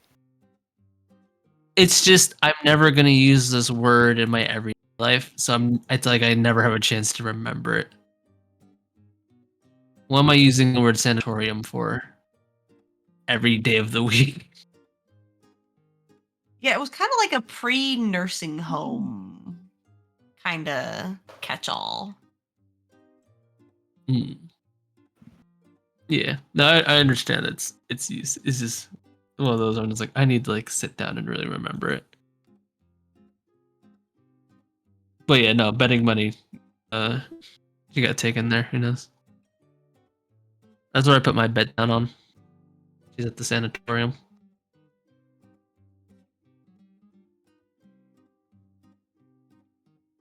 Maybe she's I a kind of know vampire what now. Noah wants. I kind of know what Noah wants to do.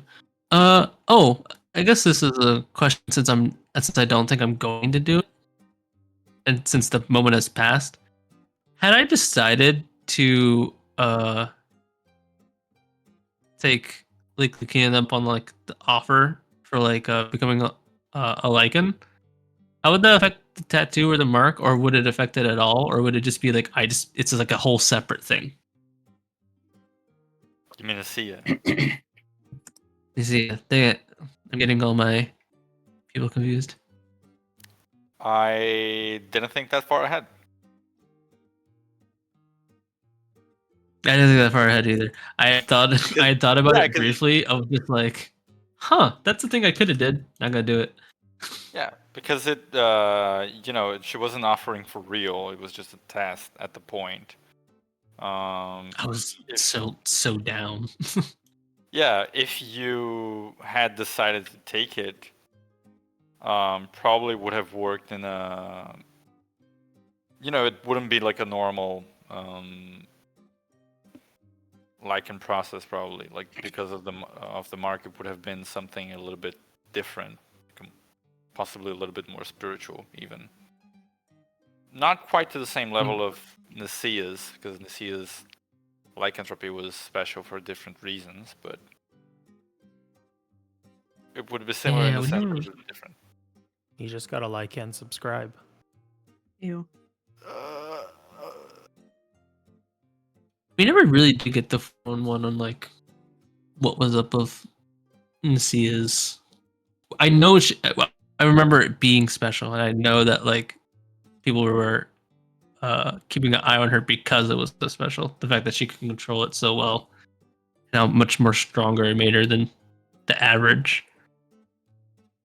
I don't exactly remember if we ever got information about what made it different from everyone else's. We know that Renee is different because of where she came from and how she learned to control hers, but like that's like a whole like I feel like separate thing. Did you guys ever get to that? I don't remember either, but I don't mind sharing now. Like that part of the story is over. I think Renee is because of her family and where she came from that she had so much control. I'm not sure the Is exact there like details it's of it. kind of like lineage versus conversion, right? It was because Nisia's mother, Elder Helga, the one that you didn't meet the real one, but the one that existed once. She had, when she was younger, made a pact with Grandma Snowflake. Mm-hmm. Which is why she couldn't be in the village anymore. Yeah. So she, well, it wasn't because of that she couldn't be in the village. Elder Helga was never a lycan, she was just druid. Oh.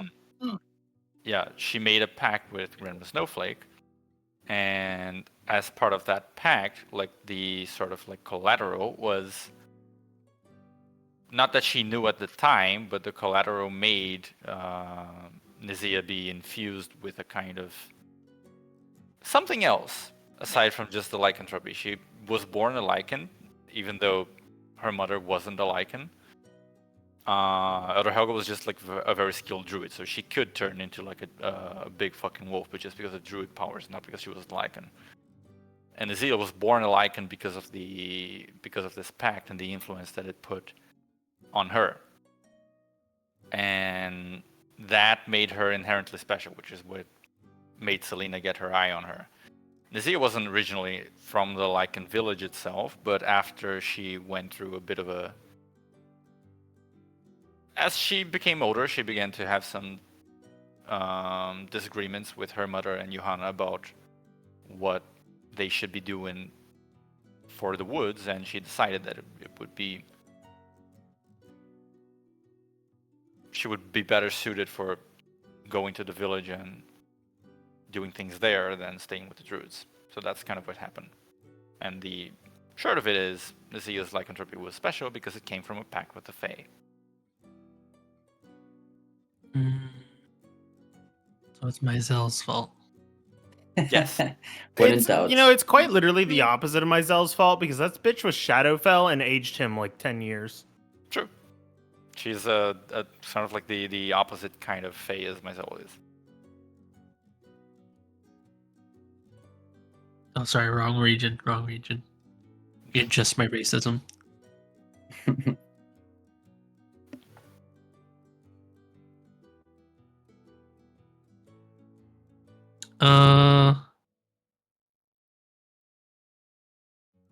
How much of people's backstories have you incorporated in this arc, or do you plan on incorporating in the next arc? This question has a couple layers. The first layer being that we're just assuming there's a next arc. Yeah, the first thing I need to clarify is there is no next arc, so to Uh-huh. speak. No, You don't even believe that. let me fucking finish. What the fuck? If you recall, all those years ago, my original pitch was we're gonna play a sort of like a self-contained story, and it's not necessarily going to encapsulate or involve or resolve anyone's backstories. Like you can write your character with like a certain conflict or a goal in mind, but I'm not going to guarantee that your character will achieve that goal during the adventure because it is a self-contained story.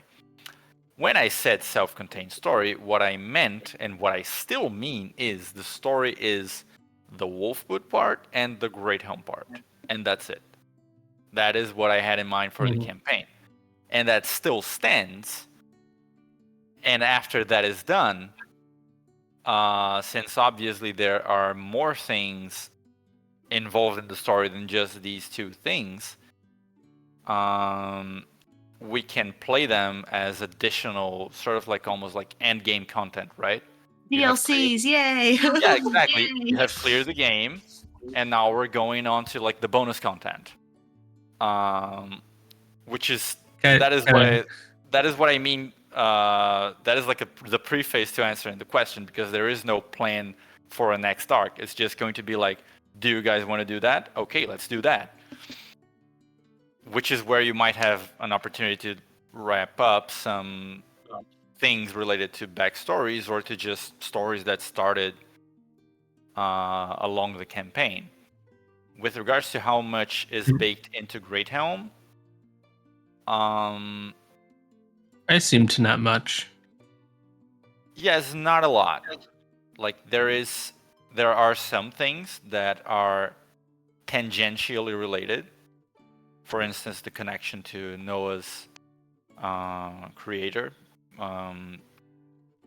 and to the person that Myzel cannot reveal the identity of. There is a connection there. Yeah, if we don't keep playing and we never make it to Rincrest, Illuna will never find out who that is. That is true. Oh. Unless we just Narco have to keep decides to playing. just, open his lips a little. True. Which But Which lips? fuck off. The fact that we said it in tandem. But I would say it's the same. It's the same amount of backstory involvement as there was in the Wolfwood. Like that is what I would argue, because So mostly tangential. Yeah, for Illuna, for instance, it wasn't direct, but there were things that she involved herself in just due to how she is. For Noah, some things that sprinkle on the mysteries of his past and other things like that, but not the crux of it. For Myzel, more or less the same deal, and in Idol's case, both of his characters were from the region, and therefore their backstory pertaining to that region was directly involved just by virtue of being from there. And in Lily's case, like obviously her backstory was very tied to the Wolfwood, and now she has this more she's this broader like adventurer sort of mentality. So yeah. He also Girl really fucked in up his own anyone who heart. was fucking with Selena. Oh, yep, that is a very good motivator. Were you He friends was with that fucking with her. bitch? I'm not fucking with you. I I don't want to friends is a talk. strong word. Associates. Did you guys scheme together? Did you guys Yeah. scheme together? Did you get her in a Or dimly lit? separately? Did you get her in a dimly lit room and talk about the peasants?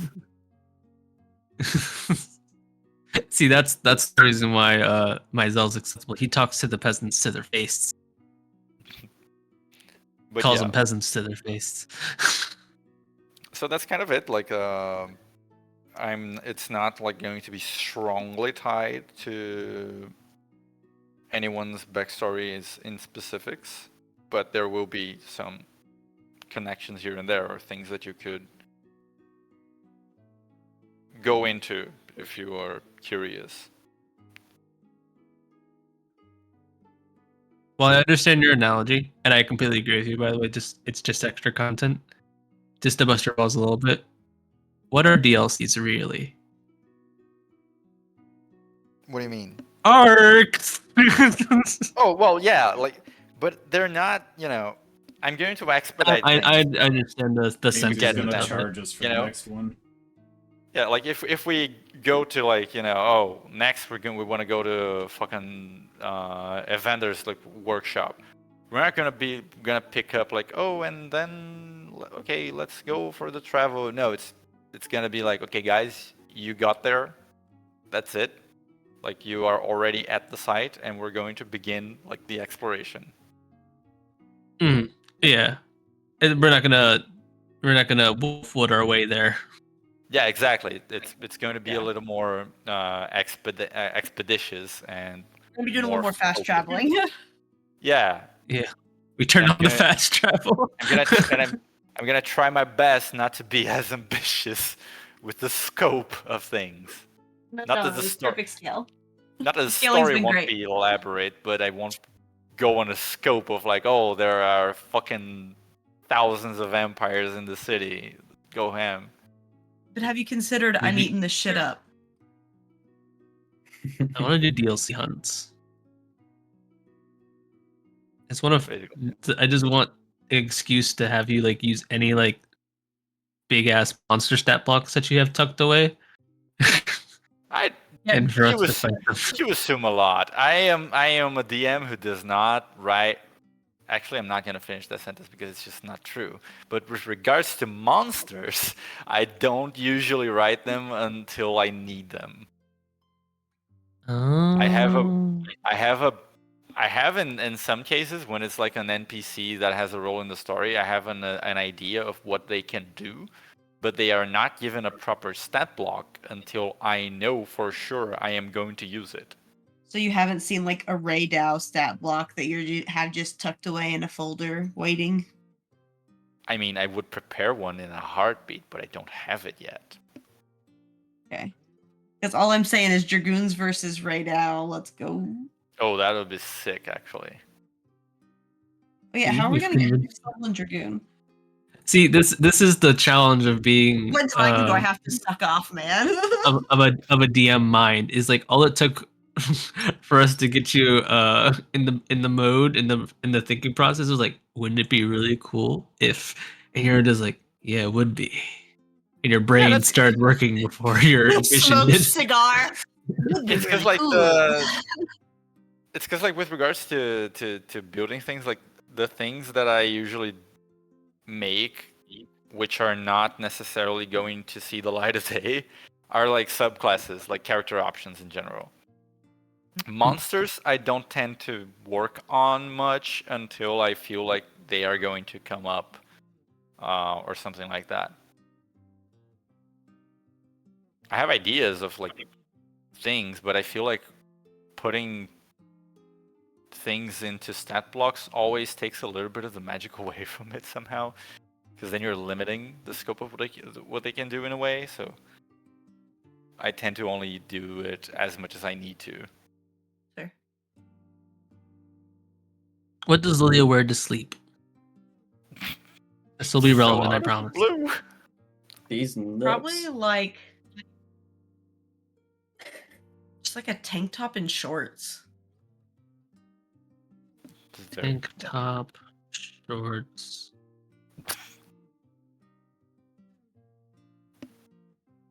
It's for something adorable. Don't worry about it. I'm so sad because I was gonna try and ask Rala to make a pair of gloves that worked like a hatted disguise, but just for hands. So for like the dance or something, but now Rala can't. That's a pretty good idea. Yeah, so it's not like a full. It doesn't fully disguise everything, but just like while you have the gloves on, your hands Had look a for all similar idea too. Yeah, like a pair of like plain leather gloves that just can disguise just your hands. On the note of the story, though, I would like to like sort of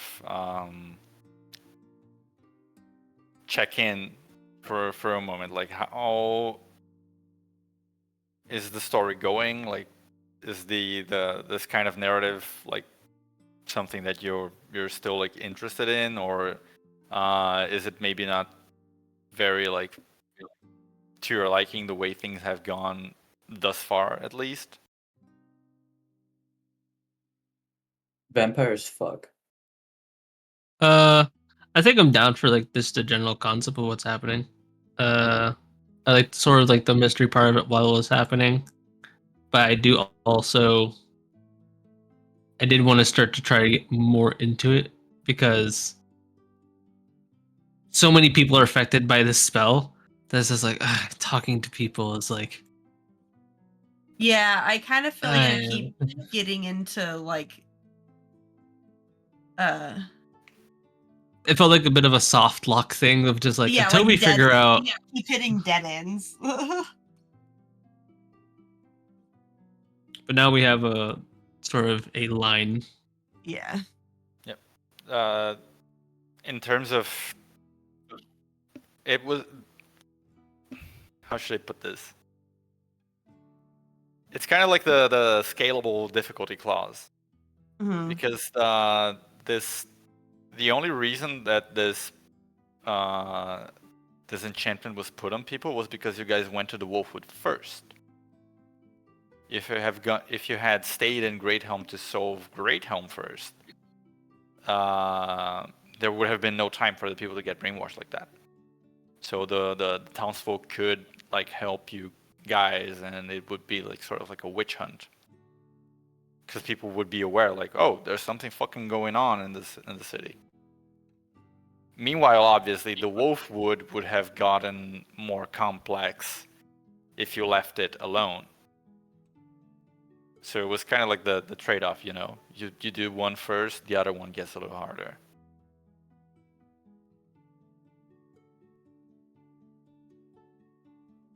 But part of the reason why I was asking about this is because I realized that investigating things in D&D, also from the DM side, is a little bit hard to balance the like a sort of like an equilibrium between being too easy or feeling like a wild goose chase and you're just fucking, you know, walking in circles and you don't really know where to go.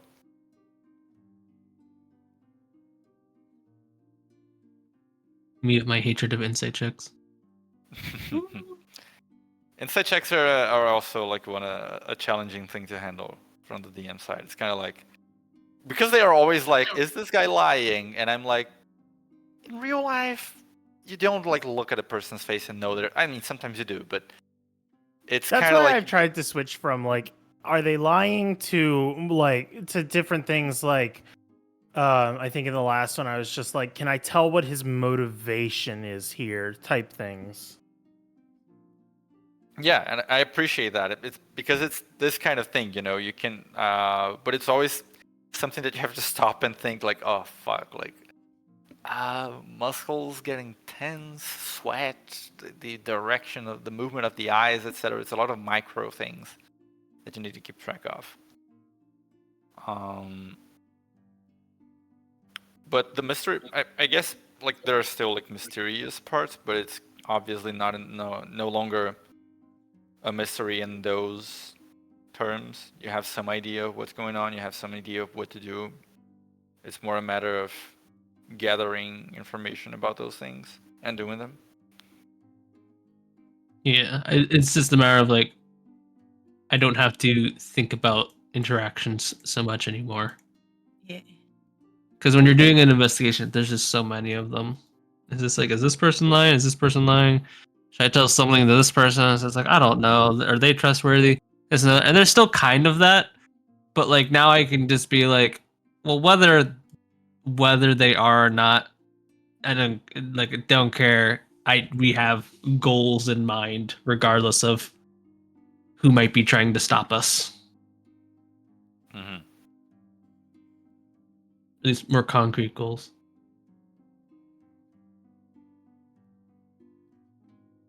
Okay, I did it.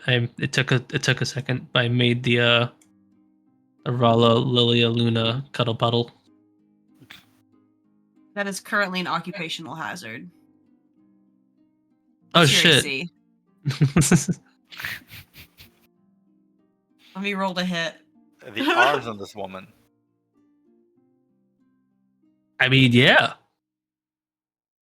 Let's go. I put a lot of effort into Lilia and her giant arms. Oh damn it! I need Massive. Putting I the need to take arm the in harm. again. Oh, did give an amount of I think it's actually just kind of interplacing your chest with Luna's chest. Always something fixed. Yeah, do I have to like roll an attack roll against everything I touch right now? I mean, some things you can just break by default, right? I'm just What does thinking of like holding mean? the bed. It's like you know, if you're just I lying feel like on it's the just bed, a lot of and- like I have everything now has like scratch marks on it. yeah. But there's a difference between just like moving your arm or having it rest in a certain way or having it do something, you know? Mm-hmm. If you're doing something with it, then you gotta like, it's gotta be a harmful act. Does it have to be Just, like- intentional? What do you mean intentional? Like if it's unconscious. Yeah. If you're sleeping, like it's fine. You don't need to just wreck shit up while sleeping. But I imagine like I go to pull up the blankets and I just get a little tiny tear in it each time. Like, ah, damn it. Honestly, yours is like so much more inconvenient for literally everything. It's like, can she even put her gauntlets on? They just stay on. I guess so. Gauntlets stay on The gauntlets stay on. always. And is it if she does it in particular, like, someone else puts it on for her? Yeah, that's She's fine. Thanos. With two thin eye. I just feel like it's giving like wet cat energy of just Lily just like limply just being like, Yeah, it's How hug very- if no touch? How hug if no touch. Oh my goodness, that'd be so much weight on a Luna. I have one where it's like Lilia's like curled up and then also Raul's curled up and then Luna's at the bottom. I'm like, that's so much weight on a person's chest. And also on the mechanic side, how have things been so far? hell yeah. Set it Dragoon go off. burr. Fighting as a barbarian go burr. I have loved finding a way to incorporate dragon techniques into Olia's already somewhat absurd fighting style of throwing knives in creative ways. Yeah, it's been cool to see the ways you guys have been handling the abilities and all. Yeah, I think it's I think this is what it feels like a prestige class should probably be if they were like still a thing. Yeah, I feel like with Dragoon, it's probably a pretty pretty solid thing. Like, I think I hit the right things. With Blood Mage, it remains to be seen, but I think so as well. The blood can't the say blood too- mage thing is like I've been having fun with it when I can, but Mizell is very cognizant that Lynn got kicked out of Great Helm for practicing blood magic, and so is being very careful not to show any signs of blood magery around other members of the town. Hmm. So it hasn't come up a whole lot yet, other than like a brief "I've cleansed you here, I've healed you there" type thing on the party. Yeah. And speaking of which, today I was kind of like thinking about the other blood-related class, which was the Blood Knight. I'm thinking about just changing it to be like a subclass package instead of a prestige class. I don't think that one worked quite as well as the Blood Mage. I never even got to look at it. Yeah, it's just because of the way, like, I don't know.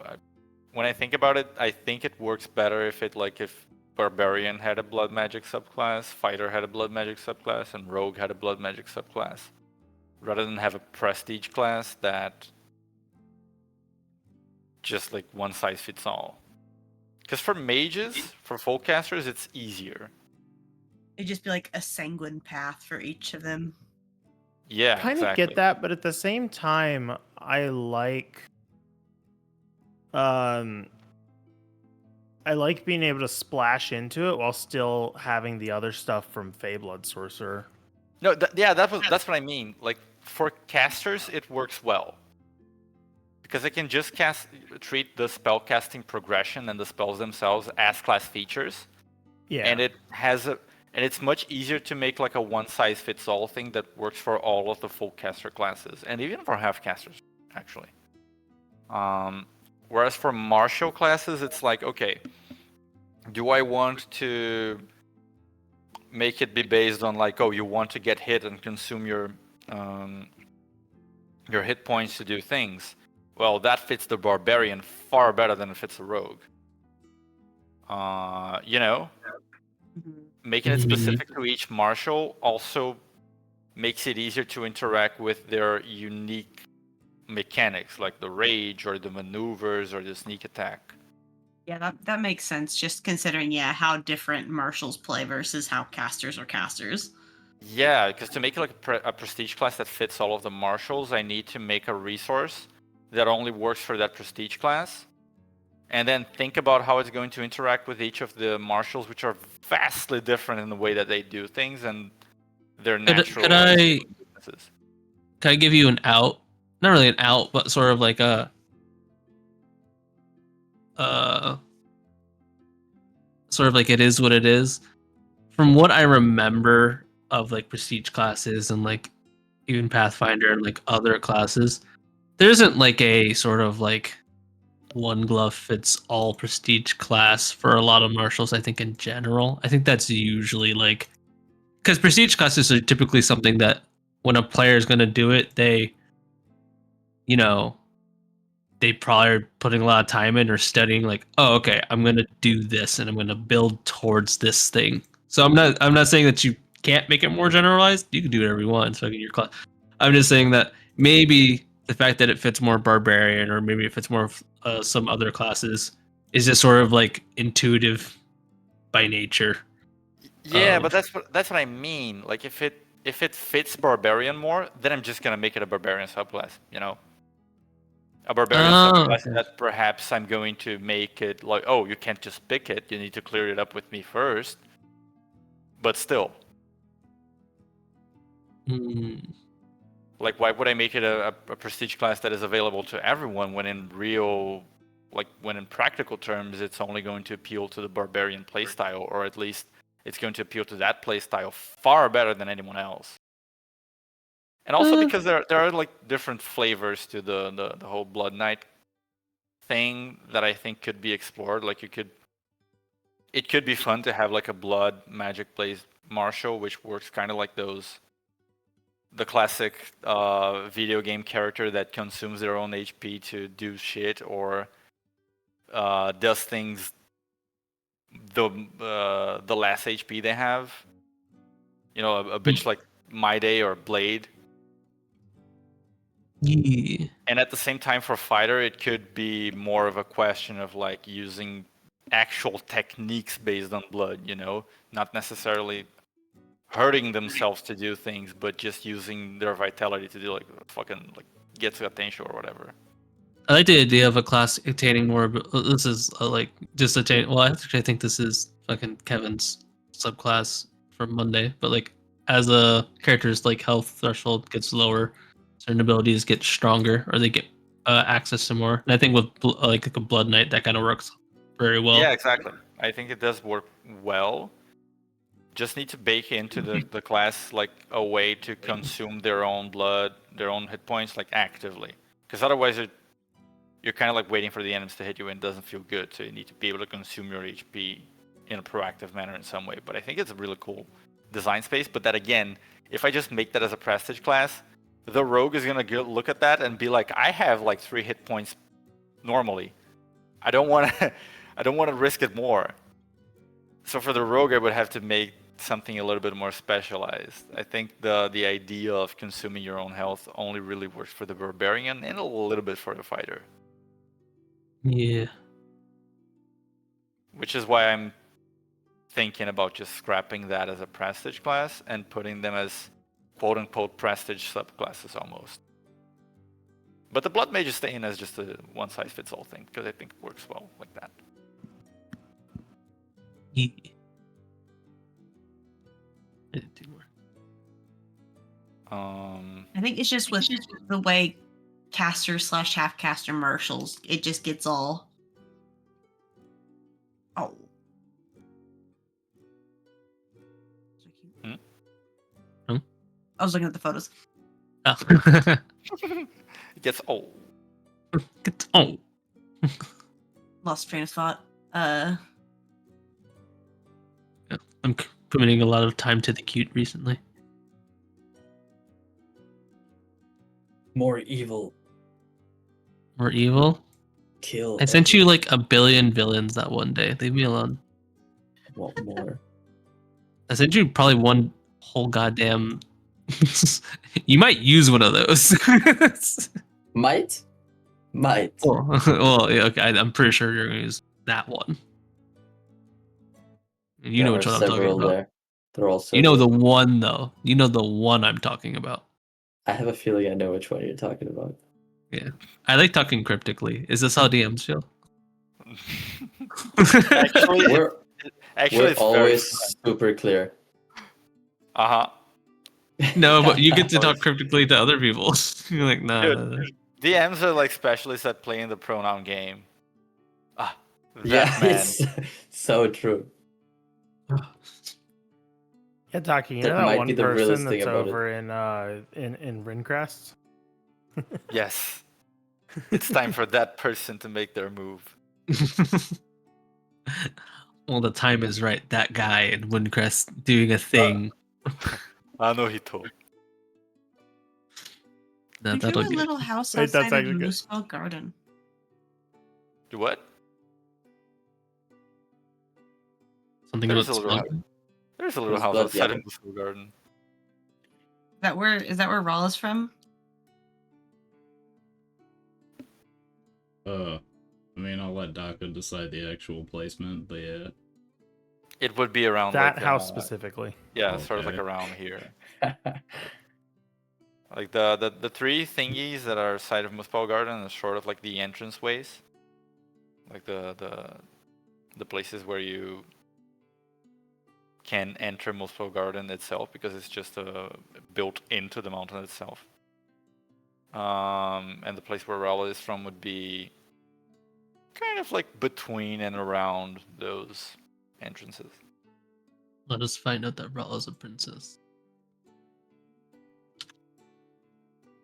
Rala is the junkyard princess. And before. And also kind of like a leading question there, but how do you guys find this thing of like unlocking character options after clearing certain things? This is a complicated question. I think it's cool in concept, and I think it's fine for what we're doing. But I can imagine in like it's weird to say a proper campaign because of how long we've been doing this. But in a world where like the story might take you away from certain things, or just it doesn't feel intuitive to be like, all right, me and Lily are gonna find some dragon blood guys because we really like. I think as long as like things are provided to like to do it, it's all fine. But I think the moment it becomes like, I really wanted to get to that level, I guess I'll get to it in 2 levels or whenever it comes up. Oh no, would probably be like a little frustrating, but haven't had that Yeah, I issue. mean, I think that's just part of like maybe playing in such a way that by the time you come to that level, you have found some things that would work for your level of requirements. Mhm. Yeah. I'm just not sure how I'd feel about it in like in a general sense. Yeah, it's because in this case, it's more like I'm cooking things, and then I'm introducing them as like, oh, hey, I finished cooking this, and now it's also in the, here it is. And the next time we make like a campaign or something, like they're still gonna be there. It's not like you have to, oh, you can only play the Dragoon after you unlock it in the story now. No, like if we play a campaign again, you can just tell me, hey, I would like to go for a Dragoon route when possible. And okay, I'm gonna set things up so you can do that in the plot. Hey. Yeah. And I'm saying this because I have a couple of things that I'm cooking and that may come up like in the story or in the game. Let him cook. And I think I also really don't want to put them out there so you don't know what's coming, but it's probably gonna be another instance of like you beat an enemy and then here, and also I have a subclass based on this. I think, and I don't want to speak for Laura, I think really we just want to be able to get to our Dragoon jumps out of combat. I want to jump out of combat. We just want to be big jump girly. I want to be jump out of combat. Yeah, that was one thing that I was like, okay, I don't know how much sense this makes, but also I can't just let you pick one level in Dragoon and just jump everywhere. But it's level 3 in Dragoon. So many levels. I think it makes So many sense. levels. I think by the time that you're able to pick it, it's like, yeah, you'd be able to do like things like fly around that level. But also it's like, it's so much fun to jump. Also, I gotta say, like I'm not gonna change that now because now we're already into the campaign, etc. But having my Zell around made me realize a lot of things about characters having a flight speed. Yeah, we just want to do cool parkour. We know this guy flies around like an asshole. I was making because I had now all of the Fractarium species have their own like ratio trait blocks that I made, like in case someone wants to use them instead of just using the PHB equivalent, etc. And I looked at, and some of them I was gonna just give a flight speed, and then I looked at them the other day and I was like, I don't think I want to deal with that anymore. And I just changed it to be like, once per day you can have like a flight speed for like 10 minutes or something Yes, of that normal nature, people like me. Exactly, like a reasonable amount. You have wings and they can function for a time, but you're a large creature and they can't support you forever.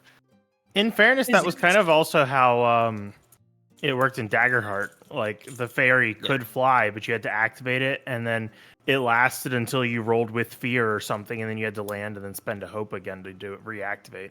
Yeah, it was something like that. There's always like a catch of some sort. A few things have like just a flight speed. I think if it's the straight main out. thing is the fact they can fly, it should probably be proficiency based, but that's just like Like it's even the really winged fun. elf is still not as bad as like a 5e fairy who has a hover speed. Like if you immobilize me and take away my speed, I just fall out of the air. But like in fairies just sit there and hover like tee. Yep. Clouds is a bad idea on their end. But yeah, it made me reconsider a lot. Like, because I originally was like, hey, I don't see what the fuss is about. Like having someone with a permanent flight speed at level like 6, 7. Like it's a high enough level. And then myself started flying like above the canopy of the trees or doing a lot of other things, and I was like, oh, now I understand why people don't why people thought this was not a very good idea to just have permanently. This is I'm a why I bird. love the jump spell. Yeah, jump Now. is cool. Jump is cool. Because it like you had now, but if it's like, let's say you're in a city, it's like now it's like it becomes more like an idea of like, oh, you need to make these parkour checks, you need to make these stealth checks to like get to like these. You can't just Spider-Man jump up the thing without people be like, what the fuck is that person? You see that?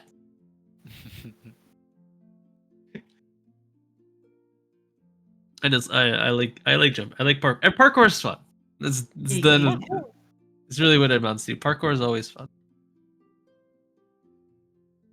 It's actually weird. It's funny you're talking about races. I kind of thought about how, like, as a ASMR tech, like from a mechanical standpoint. Yep. But really, we just kind of cooked it up that like, well, she's just a heron, but then because of the mark, all these extra things. Yeah. And like her mark kind of informed the rest of like everything else.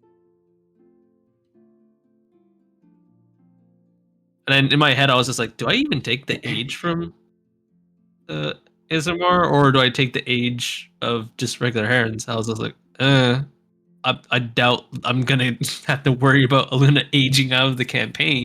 Yeah. But yeah, no, she's still like physiologically a Hyoran. She just has some magical boons, but with stuff like age, it's still the same. Okay. I never really even thought about it because I was just like, they live to like 180, and I was just like, well, I don't think that I would. But who knows?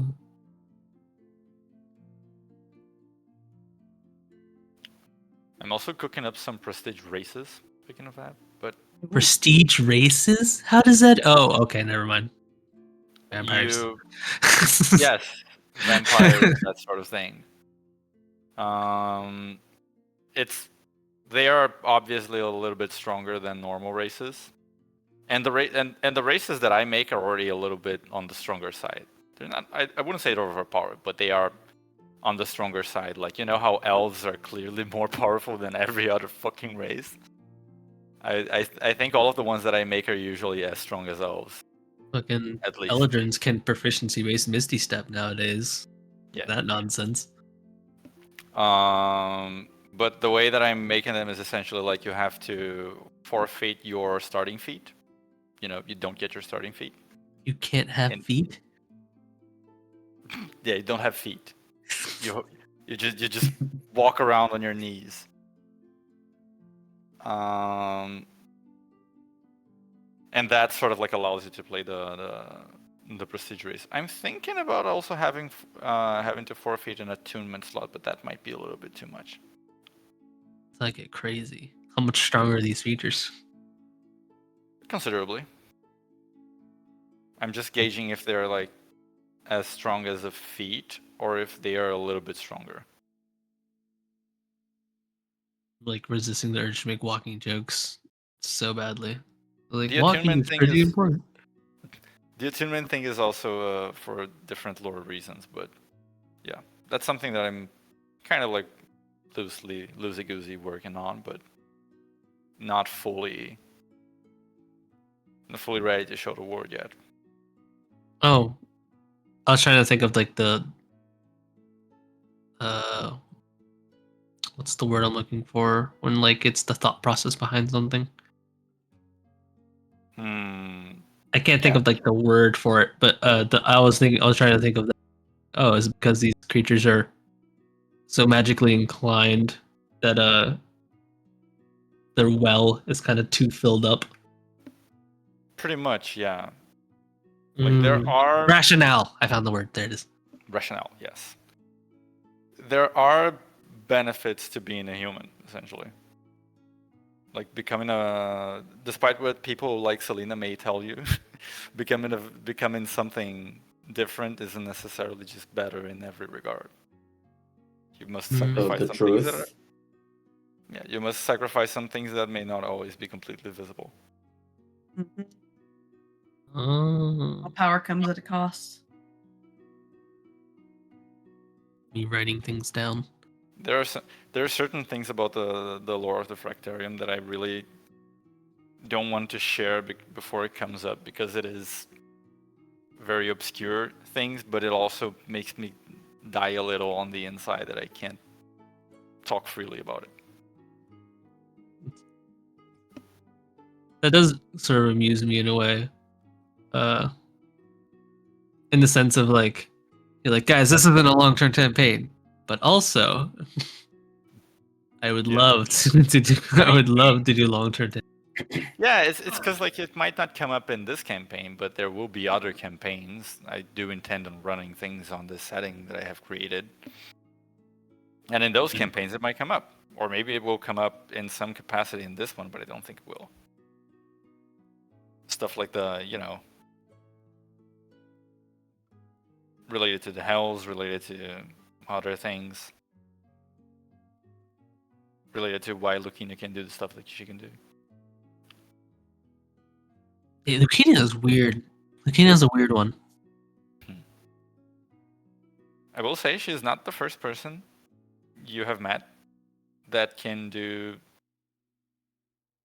things of the nature that she can do.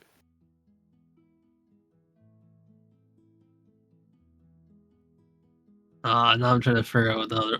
I mean, we've met lots of special people. I'm trying to think of the one in particular that he's talking about right now. Well, you would know better than the others, even. Oh, okay. Got it.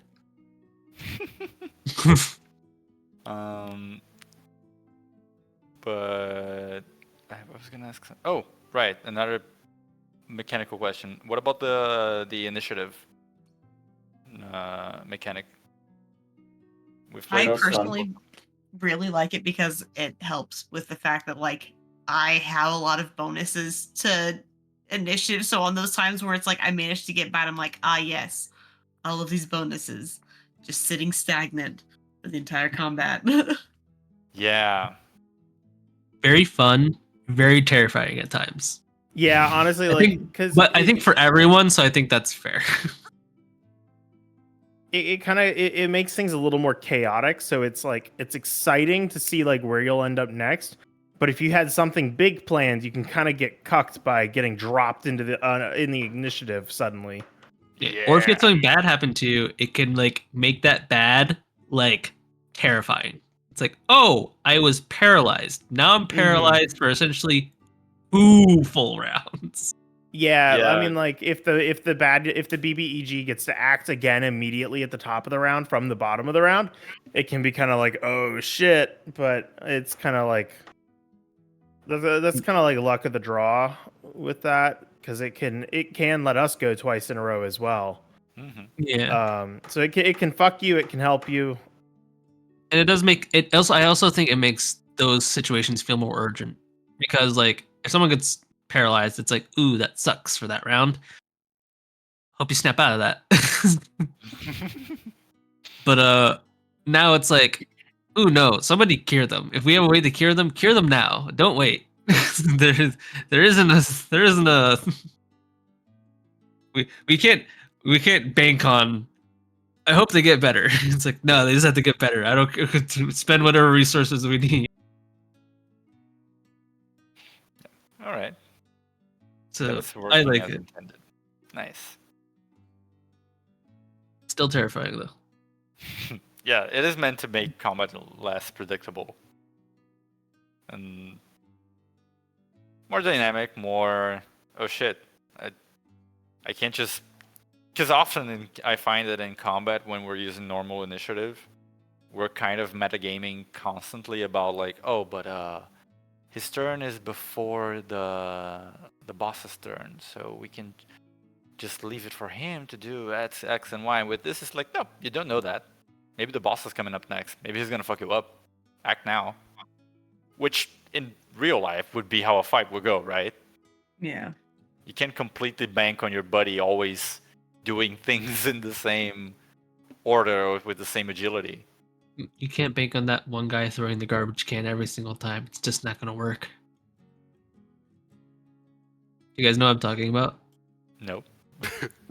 I saw like a short where like two people were fighting, like or getting ready to fight, and like guy like puts his hands up, and like from the distance, like from behind the crowd of people, a empty I don't even know if it was empty, but a garbage can was soaring over, and it just completely went on top of. He was just befuddled. It didn't hit him. It covered the top of his body, and he was just like a cat that like put himself in a precarious situation. He's like, "What happened?" Ah!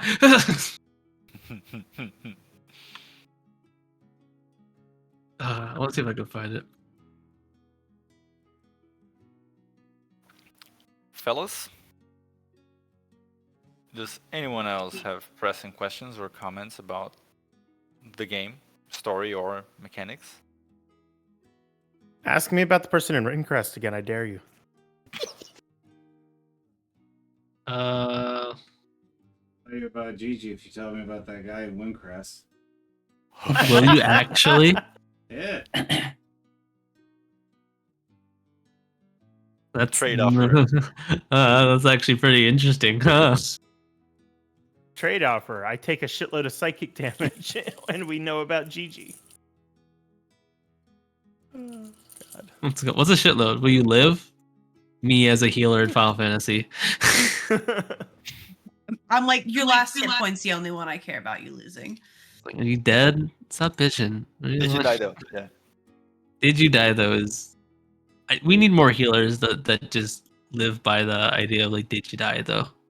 Oh god, this is gonna take me on a tangent about 14 just for a second. So in the new mode, the new boss just / Eureka, there is an option one of the phantom jobs has that takes you down to 20% HP, and everybody can get it.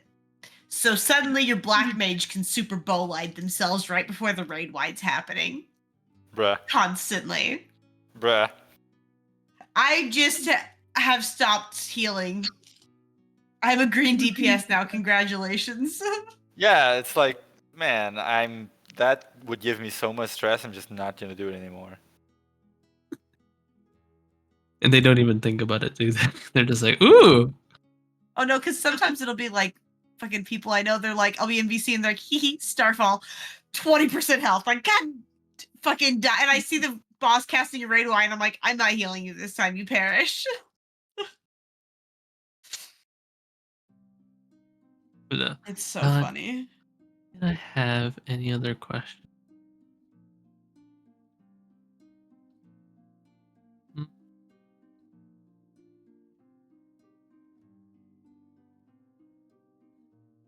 Would Lucina have been a prime candidate for Aluna's monastery?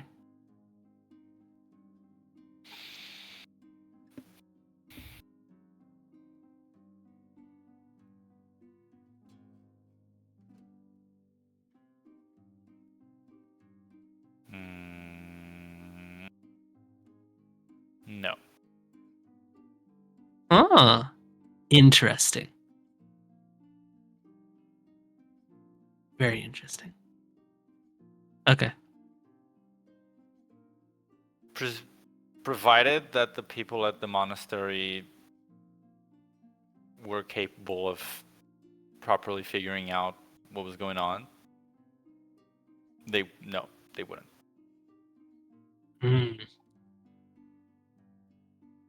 That is giving me something to think about.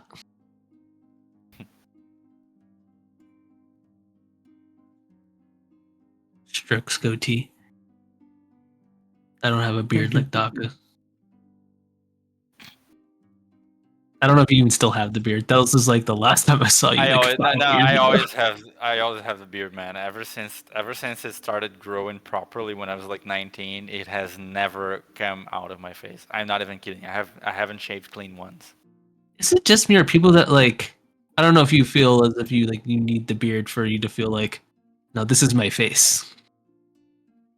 But like Yeah. it feels as if people that like they feel that they need the beard, they get the beard somehow. Like every single time where they're just like, no, my face would be too baby without the beard. They just have this ability to grow a beard. Because it's not like an easy thing to grow a full beard.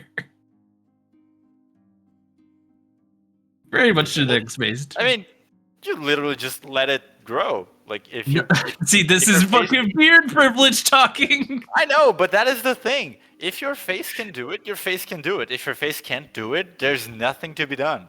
But if your face can do it, it's not like you need to go to any kind of effort. You just live your life and it grows. Oh yeah, this I just say it's like it feels like the people that feel like they need it, like they just get it somehow. I just don't know what it is. I never felt like I needed it necessarily, but once it just started happening, I looked at myself and I was like, this is nice. And then I just never let go. Like I've just I was like every time it was like, I don't know if I'm gonna look better or worse if I just shave it off. And I like how it looks now. So why would I, it's just don't something a winning horse, whatever. Mhm. I'm just lazy. Yeah, I Don't took my wanna beard do it. today, even. I guess don't even know you how guys you do do it. that shit. That's like so tiring to me. I mean, it takes the same amount of effort as shaving. No, it doesn't. Yeah, it does. I have It had to be like even. I have a little machine, and a barber, and then it just has like levels. And I always do the same thing. I put like level 3 on everything except the mustache, and the mustache I put on 1 because I like it to be a little bit shorter than the rest of it. And then I just like pass the barber machine over my face as if it was shaving, but it has the little plastic thing that makes it actually not shave, but just cut it shorter. Mm. Do you just do it at the sink, or do you cover the sink with anything? I cover the sink with paper towel because I don't want it to get in the drain, and I don't want to deal with that. Oh, my sink is fine with it. Like, it Can you just go talk to to it about it? I mean, I've been doing it for years and never any issues. Your sink's actually, I do have to. I'm dead okay with it. You just Yeah, never asked me. I'm gonna go cast Awaken on my sink and ask it. Invite a Rotom in. Alright. But That was my fellas, last question. are there any questions that are not about my beard? None. Do you have gray hairs in your beard yet? I think I found one last week, and I'd rather not talk about it Oh my god. This- He's dying. because He's still, dying, bro. I'm not to brag, but I have the same face right now than I had when I was 20. People always think I'm younger, and I'm like, fuck yeah. And then I saw this little gray hair, and I was like, bitch, you go back to your normal color. This is a command. Your master commands you. But I don't actually know if it was a gray beard or not. Like I didn't stop to look at it with too much care, and I haven't found it since. So maybe it was just a very light colored hair, because I do have like very blonde little like facial hair and etc. As a person whose body just naturally, because of my skin condition, grows gray hairs, I find nothing more funny than you crazy about the what. Dude, it's because like, yeah, to you I guess. It just It's happened. different. There is Yeah. no. This isn't an age thing, I think. I don't think I actually was naturally graying. It just was like, oh. I don't know, man. I color my hair. I don't know if I have any gray hairs at the moment. That is That's true. privilege. I don't know. You can't see gray through orange, so it's fine. Are you I oranging? specifically asked for questions that were not about my beard, and somehow the question was about my beard My again. first one, yeah. See how I did that? It was a pertinent question, though, wasn't it? Well, arguably. Anyway, thank you for the fireside chat. Thank you for the fireside chat. It was cool. It was cool. I think it's important also to, because if someone was like, "Hey, actually, I'm not really enjoying the way that X and Y is going in the campaign, and I would like it to be different." Like, it's important for me to know that kind of thing, because even though I have a pretty solid direction for the story already at the stage it is in, nothing is set in stone if someone isn't having fun with it, so I could always change it. Or other things about the way that I'm running the game in general. So I figured it was a good stopping point, especially since now with the sort of like the looming question having been answered initially. I think the arc is going to take a little bit of a different mood from now on. So, kind of good to touch base. I'm just glad we didn't have to force Idol to RP today. Sounds like he's dying. Yeah, we get the spare Idol from his sick bed. So much. This poor man. But yeah, I think that is it then for our middle of the arc fireside chat. We will only have another one like this, at least as far as I can predict, when we are done with the Great Helm arc, and whatever is to be done with Mr. Windrinnen has been done. Throw me the body bag. Oh, come on, look at his face. We really kill I've him? been ready to fight him since the day I met him. Let's go. I did make him more handsome again. Him and his stupid bird. Stupid bird. Where is the art? Girls, Made I'm too gonna go much to bed. things recently. Yeah, I'm also gonna. Got it. Have a wonderful time. But- Thanks for There's sesh. another one. Yeah, thanks. Tomorrow we reconvene.